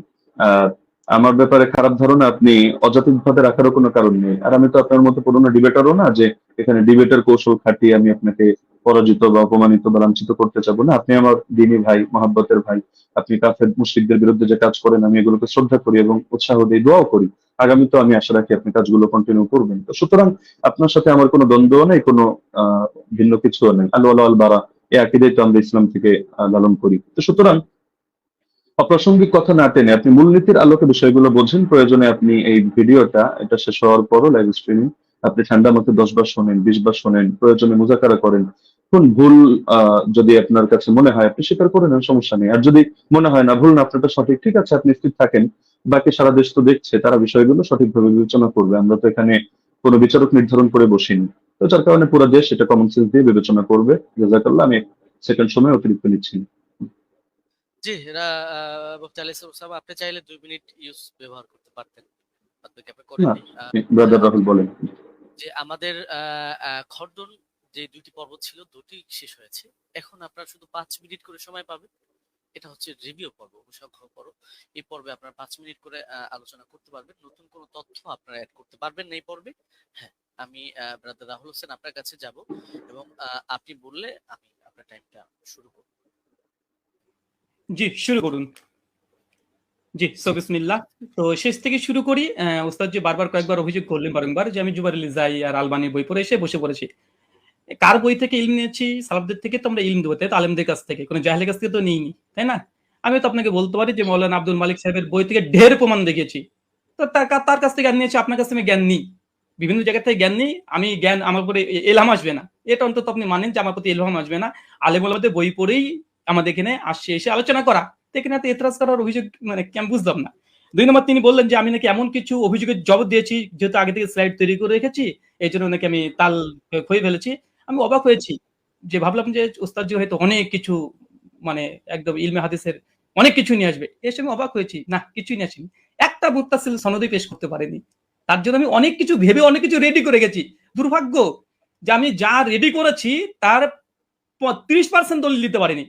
আমি একদম নিশ্চিত আমি যদি আজকে ওসামা যে উস্তাদজির মানে ওসামার জায়গাতে থাকতাম, উস্তাদজির পক্ষে থাকতাম, তাহলে আমি এর চাইতে ঢের দলিল দেখাতে পারতাম। ঢের দলিল দেখাতে পারতাম। আমার কাছে 20 টাকার পক্ষে আরো অনেক দলিল ছিল, অনেক দলিল, কিন্তু উস্তাদজি দিতে পারেনি, না দেয়নি, না কি আমি বুঝলাম না। তো যাই হোক, সেটা একটা আলাদা বিষয়। এখানে লাস্টে তিনি ঘুরে দিলেন যে এটা ইনকেতা। ইনকেতা কেমন ইনকেতা? জি, আপনার চেয়ে তো অনেক বড় বড় উস্তাদজিরাই তো আমাকে শিখিয়ে দিয়েছে এটা ইনকেতা। যেমন দলিল নামাজে মাসাল বই তো দেখালাম, তিনি ইনকেতা স্বীকার করে নিয়েছেন, মুরসাল স্বীকার করে নিয়েছেন। জাফর আহমদ উসমানী বলছে মুরসাল, ইনকেতা আছে, বিচ্ছিন্নতা আছে। আমি আপনাকে পরিষ্কার চ্যালেঞ্জ করেছি, জবাব আপনি এখন পর্যন্ত দিচ্ছেন না। যে হাদিস সহিহ হওয়ার জন্য 5টা শর্ত। প্রথম শর্ত, হাদিস মুত্তাসিল হতে হবে। হাদিস কি মুত্তাসিল? মুত্তাসিল না, বিচ্ছিন্ন ঘটেছে, ওলামারা স্বীকার করে নিয়েছে। আজ যদি আপনি অস্বীকার করতে চান, জনসাধারণ দেখছে, এমন খেয়ানত অন্তত করাটা উচিত নয়। যেখানে আমাদের মৌলানা আব্দুল মালিক আব্দুল মতিন সাহেব স্বীকার করে নিয়েছে ইনকেতা ঘটেছে, আর আপনি এসে বলছেন যে ইনকেতা ঘটেনি, ইনকেতা ঘটেছে, তারা মূর্খ। এখন মৌলানা আব্দুল মালিক মতিনকে কেউ যদি মূর্খ বলতে চাই, বলতে পারবে, তবে আমি বলতে চাই না। 3 নম্বর, তিনি বললেন যে দাউদ বিন কায়েসের হাদিসের জমা হওয়ার কথা আছে, ধরে নিলাম, আচ্ছা আছে, জমা হওয়ার কথা আছে। আচ্ছা উস্তাদ জি, এটা কি ইনসাফ? মোহাম্মদ বিন ইউসুফ থেকে টোটাল 8 জন বর্ণনা করছে তারাবি রাকাত, 5 জন বর্ণনা করছে 1 রাকাতের পক্ষে, এই 6 জন, আর মাত্র দাউদ বিন কায়েস বলছে 11 রাকাত। তাহলে 7 যদি হয়, কোনটা হবে? দাউদ বিন কায়েসের বিরুদ্ধে মোহাম্মদ বিন ইউসুফের 5 জন শাগরেদ আছে। এই 5 জনকে উড়িয়ে দিয়ে দাউদ বিন কায়েসের হাদিসটা আপনি গ্রহণ করতে চাচ্ছেন? এটা কোথাকার রাসূল, একটু আমাকে জানিয়ে দিবেন। আর 2, দাউদ বিন কায়েসের আমি আরেকটা অংশ বলেছি, ওটা আপনি হয়তো হজম করতে পারেননি, কারণ এই দলিলটা নতুন আপনার কাছে, বুঝতে পারেননি। আমি বলেছিলাম যে দাউদ বিন কায়েস তিনি আরেকজন তার ছাত্রের কাছে ইমাম ফারাবির কিতাবুস সিয়াম থেকে দলিল দিয়েছি, যে তিনি বলেছেন ওমর রমজান মাসে তারাবির জামাত শুরু করেছে, কত রাকাত উল্লেখ নেই। এবং মুসান্নাফ আব্দুর রাজ্জাক ওই সনদেই ওখানে আছে দাউদ বিন কায়েস ওয়া গায়রহু, এবং আরেকজন বর্ণনা করছে, কে বর্ণনা করছে উল্লেখ নেই। এখানে দাউদ বিন কায়েস রাহিমাহুল্লাহ তিনি অন্য ছাত্রকে বলছে কোন রাকাতের কথা উল্লেখ করেনি। তাই যদি সাজ হতে হয় 21 টাকাতে বর্ণনা সাজ, কেন দাউদ বিন কায়েসের বিরুদ্ধে 5 জন 1 রাকাত বর্ণনা করেছে। ইয়াইয়া সাইদ আল কাত্তানের মতো রাবি আছে, কাকে চাই আর, কে দরকার আর? ইয়াইয়া সাইদ কাত্তান এর মতন ব্যক্তি আছে, তারপর অন্য কাউকে দরকার? 5 জন। তাই দাউদ বিন কায়েসের হাদিসই জয়ীফ হবে, সাজ হবে মোহাম্মদ বিন ইউসুফ থেকে, বাকি 5 জনের হাদিস কোনোভাবেই না দাউদ বিন কায়েসের হাদিস। অতএব মানে এই হাদিসে এসে সাজ হওয়ার কারণে জয়ীফ। প্রথম কথা। এখানে বলছেন যে ইমাম মালিক থেকে নাকি আমি প্রমাণ পেশ করতে পারবো না যে ইমাম মালিকের ছাত্ররা, কারণ যে মাযহাবের আমি মত বর্ণনা করব সেই মাযহাবের ইমাম থেকে দেখাতে হবে। আমি মনে ভুলে গেছেন, আপনি যে কাসেম থেকে বর্ণনা পেশ করেছেন, ওই কাসেম থেকে দেখে দিয়েছি। ইবনুল কাসিম ইমাম মালিকের ছাত্র সাং বলছে যে ইমাম মালিকের যুগে 36 রাকাত হতো, কিন্তু ইমাম ইবনে কাসিম নিজেই বলছে যে আমি, ইমাম মালিক বলেছেন যে ফি নাফসি, আমার জন্য ইহিদ আশারা, আমি 1 রাকাতকে গ্রহণ করেছি। মানুষ কি পড়ছে ইমাম মালিকের জামানায়। ইমাম মালিক কত গ্রহণ করেছে? কত? তিনি 1 রাকাত। আমি আপনাকে 2-3টে প্রমাণ দেখেছি। বদরুদ্দিন আইনের কথা বলেছেন, বলছে সনদবিহীন। সনদবিহীনের কথা যদি আসে, গোটা ফিকে হানাফিকে ডিস্ট্রাক্ট করে দেওয়া যায়। অন্তত এরকম সে বেইনসাফি করবেন না। আর এখানে আরেকটা বিষয়, যে উনি বললেন যে আমি আবু জাফর রাজিকে নিয়ে কিছু কথা বলেছি, উনি নাকি দলিল পেশি করেনি। ওস্তাদ জি একটু মাঝে মধ্যে পানি খাবেন, তাহলে একটু স্মৃতিটা একটু ভালো থাকবে। আপনি বলে দিয়েছেন ঝুলে, মনে নেই? আপনি বলেছেন আবুল আলিয়ার হাদিস আছে। আবুল আলিয়ার হাদিসের রাবি কে? আবুল আলিয়ার হাদিস মুক্তারা আল মুক্তারা আল হাদিসুল মুক্তারার মধ্যে আবু জাফর রাজি আছে। তাই হুজুর মাঝে মধ্যে একটু পানি খাবেন। আপনারা হয়তো অনেক পড়াশোনা করেন, মাঝে মধ্যে অনেক কিছু আছে দিয়ে, মানে কি বলছি কি হচ্ছে হয়তো এগুলো শুনতে পাচ্ছেন না। তো সর্বোপরি কথা হচ্ছে এটা, মুয়াত্তা মালিকের যে হাদিস আলহামদুলিল্লাহ গোল্ডেন চেন, এবং মতনের উপরে যে অভিযোগ করেছিলেন যে দাউদ বিন কায়েসের কারণে জয়ীফ, দাউদ বিন কায়েসের হাদিসে সাজ, ইমাম মালিক মুয়াত্তা মালিকের হাদিসের পক্ষে 7 জন আর হাদিস বর্ণনা করছে আলহামদুলিল্লাহ। আর 2 নম্বর, ওস্তাদ জি যতগুলো দলিল দিয়েছে সব সনদে ইনকেতা আছে। উনি এটাকে যতই জোর করে প্রমাণ করার চেষ্টা করুক যেটা ইনকেতা সনদ গ্রহণযোগ্য, আমিও প্রমাণ করে 4 জন মুহাদ্দিসের কথা নকল করেছি। ইনকেতা মুরসাল হাদিস জয়ীফাই, 200 নামাজের মাসালেও আছে, সে মুসলিমাও আছে আলহামদুলিল্লাহ। 5 মিনিট আমি আলী হাসান ওসামা আপনার কাছে যাব, এবং আপনি 5 মিনিট সময় পাবেন। এখানে নতুন কোনো তথ্য আপনি অ্যাড করতে পারবেন। জি, শুনতে পাচ্ছেন? আপনি বললে আমি টাইমটা শুরু করব। জি, শুরু করুন। 10 সেকেন্ড। হামিদান ওয়া মুসাল্লিয়ান ওয়া মুসাল্লিমা ওয়া বাদ। ব্রাদার রাহুল কিছু কথা বললেন যেটা আপনাদের মূলনীতির বাইরে ছিল। এটা তিনি বহুতবারই দিয়েছেন, আমি এটাগুলো এড়িয়ে গিয়েছি। লাস্ট এই পর্যায়ে আমি বলি যে তিনি বললেন যে আমার জায়গায় থাকলে আরো দলিলের ভান্ডার খুলে দিতেন। দলিলের ভান্ডার খোলার প্রয়োজন নেই তো। আমার সামনে যে নোট আছে, আমি তো ঘোষণা দিয়েছি, দেখেছেন যে আমি বিষয়ে কিতাব রচনা করছি, শীঘ্রই বের হবে। তো সুতরাং দলিলের ভান্ডার নামিয়ে বসলে তো আর কিতাবের ঘোষণা অগ্রিম দেওয়ার কথা না। কিন্তু সবগুলো দেওয়ার কোনো প্রয়োজনই মনে হয়নি, কিছু জিনিসের রুচি হয়নি। আপনি যেমন একটাকে টেনে আরেকটার সাথে নিয়ে দাঁড় করিয়ে দিচ্ছেন। আপনি বলছেন যে 8 জন বর্ণনা করেছে, আমি কেন শুধু দাউদ বিন কায়েস আর মোহাম্মদ বিন ইউসুফের কথা আমি কেন টানছি বারবার, যেটা সাগরেদদের মধ্যে টেনেছি এ কারণে আমি বলেছি বাকি কোনোটার মধ্যে আপনি 8 জন না আপনি 100 জন দেখেন, কোনোটার মধ্যে আদেশের কথাই নেই। আপনি তো মূল পয়েন্টটি টেনেছেন এটা, বা আমাদের আলোচ্য শিরোনামই এটা, যে ওমর রাদিয়াল্লাহু আনহু কত রাকাত তারাবির আদেশ করেছেন। আপনি পানি তো অনেকবার খেয়েছেন, আরো খাবেন সামনেও। পানি খাওয়া খাওয়া শেষ করে আপনি মজলিস শেষ করে আপনি প্রয়োজনে দেখেন যে ইয়াহিয়া বিন সাঈদ কাত্তানের মতো ব্যক্তি বারবার যে বলছেন, বা আব্দুল আজিজ বিন মোহাম্মদ দারাওয়ারদের কথা বলবেন, যাদের কথা আপনি বলেন তাদের রেওয়ায়াতগুলোর মধ্যে আদেশ করেছেন এই শব্দটা আছে কিনা। আচ্ছা, দাউদ বিন কায়েসকে আমি এজন্য দাঁড় করিয়েছি যে এখানের কথার অর্থ আর আপনি যেই সনদটা টেনেছেন ইমাম মালিকের, সেই কথার অর্থ হলো সেম। আর এই যে সনদটা ইমাম মালিকের সনদে যে কথাটা আপনি টেনেছেন, এটা বিভিন্ন কিতাবে আসলেও কিন্তু কারোর সাথে কারো তো মিল নেই। মূল কথা তো এটাই রেওয়ায়েতের, যদিও অনেকজন রেওয়ায়েত করেছেন, কিন্তু শুধু এই আদেশ আর নিষেধ অথবা রাকাতের বিষয়টা নিয়ে সমস্যা এমন তো না, প্রচুর ভিন্নতা। এক জায়গায় দেখা যায় উবাই বিন কাব তামিমদারির নাম আছে, আরেক জায়গায় নাই। আরেক জায়গায় হলো শুধু আদেশ করেছেন এই কথাটা আছে, কিন্তু আমল কি ছিল তাদের, আদৌ কি তারা এটা আমল করেছেন না সিদ্ধান্ত চেঞ্জ করেছেন সেটার কথা নাই। আরেক জায়গায় দেখে যে শুধু আমলের কথা আছে, আদেশ আদৌ করেছেন কিনা এটার কথাই নাই। তার মধ্যে আপনি বললেন যে আবুল আলিয়া, এটা কোন সনদের মধ্যে আছে যে আমি উবাই বিন কাব প্রসঙ্গে যে কথা টানলাম ওটার মধ্যে আছে। এটা তো আমরা তারাবির 20 রাকাতের আলোচনার মধ্যে এই কথা টানিনি। এটা তো আমরা দেখিয়েছি যে আপনার ওই মূলনীতি বোঝানোর জন্য যে আমল যদি খেলাফ হয় তার বর্ণনা, তাহলে সেই ক্ষেত্রে হাদিসের দুর্বলতা সাব্যস্ত হয়, ওইটা বোঝাতে গিয়ে যে সাহেব বিন ইয়াজিদের আমলও খেলাফ, ইমাম মালিকের আমলও খেলাফ, একইভাবে আপনার উবাই বিন কাবের আমলও খেলাফ। উবাই বিন কাবের আমল কিভাবে খেলাফ এটা বোঝাতে গিয়ে 3টা দলিল দিয়েছে, এর মধ্যে আপনার এই পয়েন্টটা আছে। আর আপনি বারবার শুধু টানছেন যে মুনকাতি মুনকাতি মুনকাতি। আপনি শুধু একটা শব্দ শিখলেই তো কাজটা শেষ নয়, আর হুকুমটা তো আপনার ইমামদের থেকে নিতে হবে, শাস্ত্রের আলোকে নিতে হবে। তো আপনি শাস্ত্রের আলোকে না নিয়ে আপনি শুধু নিজের গায়ের জোরে কথা একটা বললে তো হবে না। আপনি আব্দুল রহিম সাহেবের থেকে এলেম নেবেন নেন, আব্দুল মতিন সাহেবের থেকে এলেম নেবেন নেন। আপনি বলছেন যে ওনারাও মেনে নিয়েছেন মুনকাতি। আমি তো বললাম যে যেই নিমাউই রাসারুস সুনানের হাওয়ালা দিলেন, যে স্ক্রিনশট দিলেন, এখানেই দেখা যাচ্ছে ইমাম নিমাউই 2টা কথা বলেছেন। তা আপনি কি বলবেন যে নিমাউই এক পাগল, আগের লাইনে বলে এক কথা পরের লাইনে বলে আরেক কথা? আগের লাইনে বলে আসছে মুরসাল, পরের লাইনে বললো যে না এগুলোকে মুরসাল ধরা হয় না, মুত্তাসিল ধরা হয়। তো বলেন ইমাম নিবাবী একটা পাগল যে তিনি আসারুস সুনান এই কিতাবের মধ্যে মূর্খতার পরিচয় দিয়েছেন? না, এখানে আপনাকে বুঝতে হবে যে আমি এই শব্দ বলেছি, একটা জাহেরি বিবেচনা, একটা হলো হাকিকি বিবেচনা। এই পার্থক্যগুলো না বুঝে আপনি আলোচনার মধ্যে তো এভাবে বসলে তো মুশকিল। এজন্যই অনেকে নিষিদ্ধ করেছে যে আসলে শাস্ত্রের আলোচনা যেহেতু, তাহলে শাস্ত্রজ্ঞ ব্যক্তি ছাড়া এটা বলাও মুশকিল, বোঝানো মুশকিল। তা আমি আলোচনাটা আসলে শুধু ব্যক্তি আপনার জন্য করেছি এমন না, বরঞ্চ এটা সারা দেশের জন্য আলোচনা করা। যদি আমরা জানি যারা দলান্ধ, উভয় পক্ষে আমি আপনাকে ইন্ডিকেট করে কোনো খারাপ কিছু মিন করছি না, দলান্ধরা কখনো তাদের মাসলা পরিবর্তন করে না। এটা জিবরিল আমিন যদি নাজিল হয়ে বলে তাও করবে না, এটাই দুনিয়ার আমাদের স্বাভাবিক অভিজ্ঞতা। তবে শাস্ত্র বোঝার মতো যোগ্যতা যদি কারো থাকে, তাহলে আপনার আলোচনা আমার আলোচনা সবগুলো নিরপেক্ষভাবে বসে কেউ যদি বিবেচনা করে সেই ক্ষেত্রে সিদ্ধান্ত নিতে পারবে, কোনো সমস্যার কিছু নেই।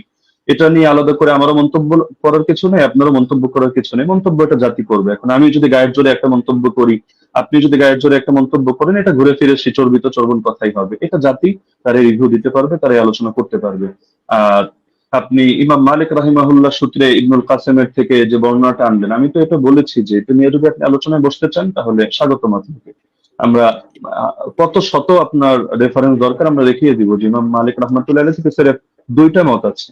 আমি দায়িত্ববোধের সাথে বলছি, একটা হলো 36 রাকাতের আর আরেকটা হলো 20 রাকাতের। 8 রাকাত পড়েছেন উনি, অথবা পড়াকে পছন্দ করতেন, অথবা তার মাযহাবের ব্যাপারে এটা ফতোয়া জারি করেছেন, এটা আপনি প্রমাণ করতে পারবেন না। হ্যাঁ, এখন বিভিন্ন কিতাবে বিচ্ছিন্নভাবে বিভিন্ন বক্তব্য আসতে পারে, এটা আপনিও জানেন। ইমাম ইবনুল হুমামের বক্তব্য যদি আপনি দাঁড় করান তারাবির ব্যাপারে, তাহলে দেখা যাবে আরেক ইমামের বক্তব্য দ্বারাই তার খণ্ডন হবে। তো এগুলো তো কিতাবের মধ্যে বহুত কিছুই থাকবে।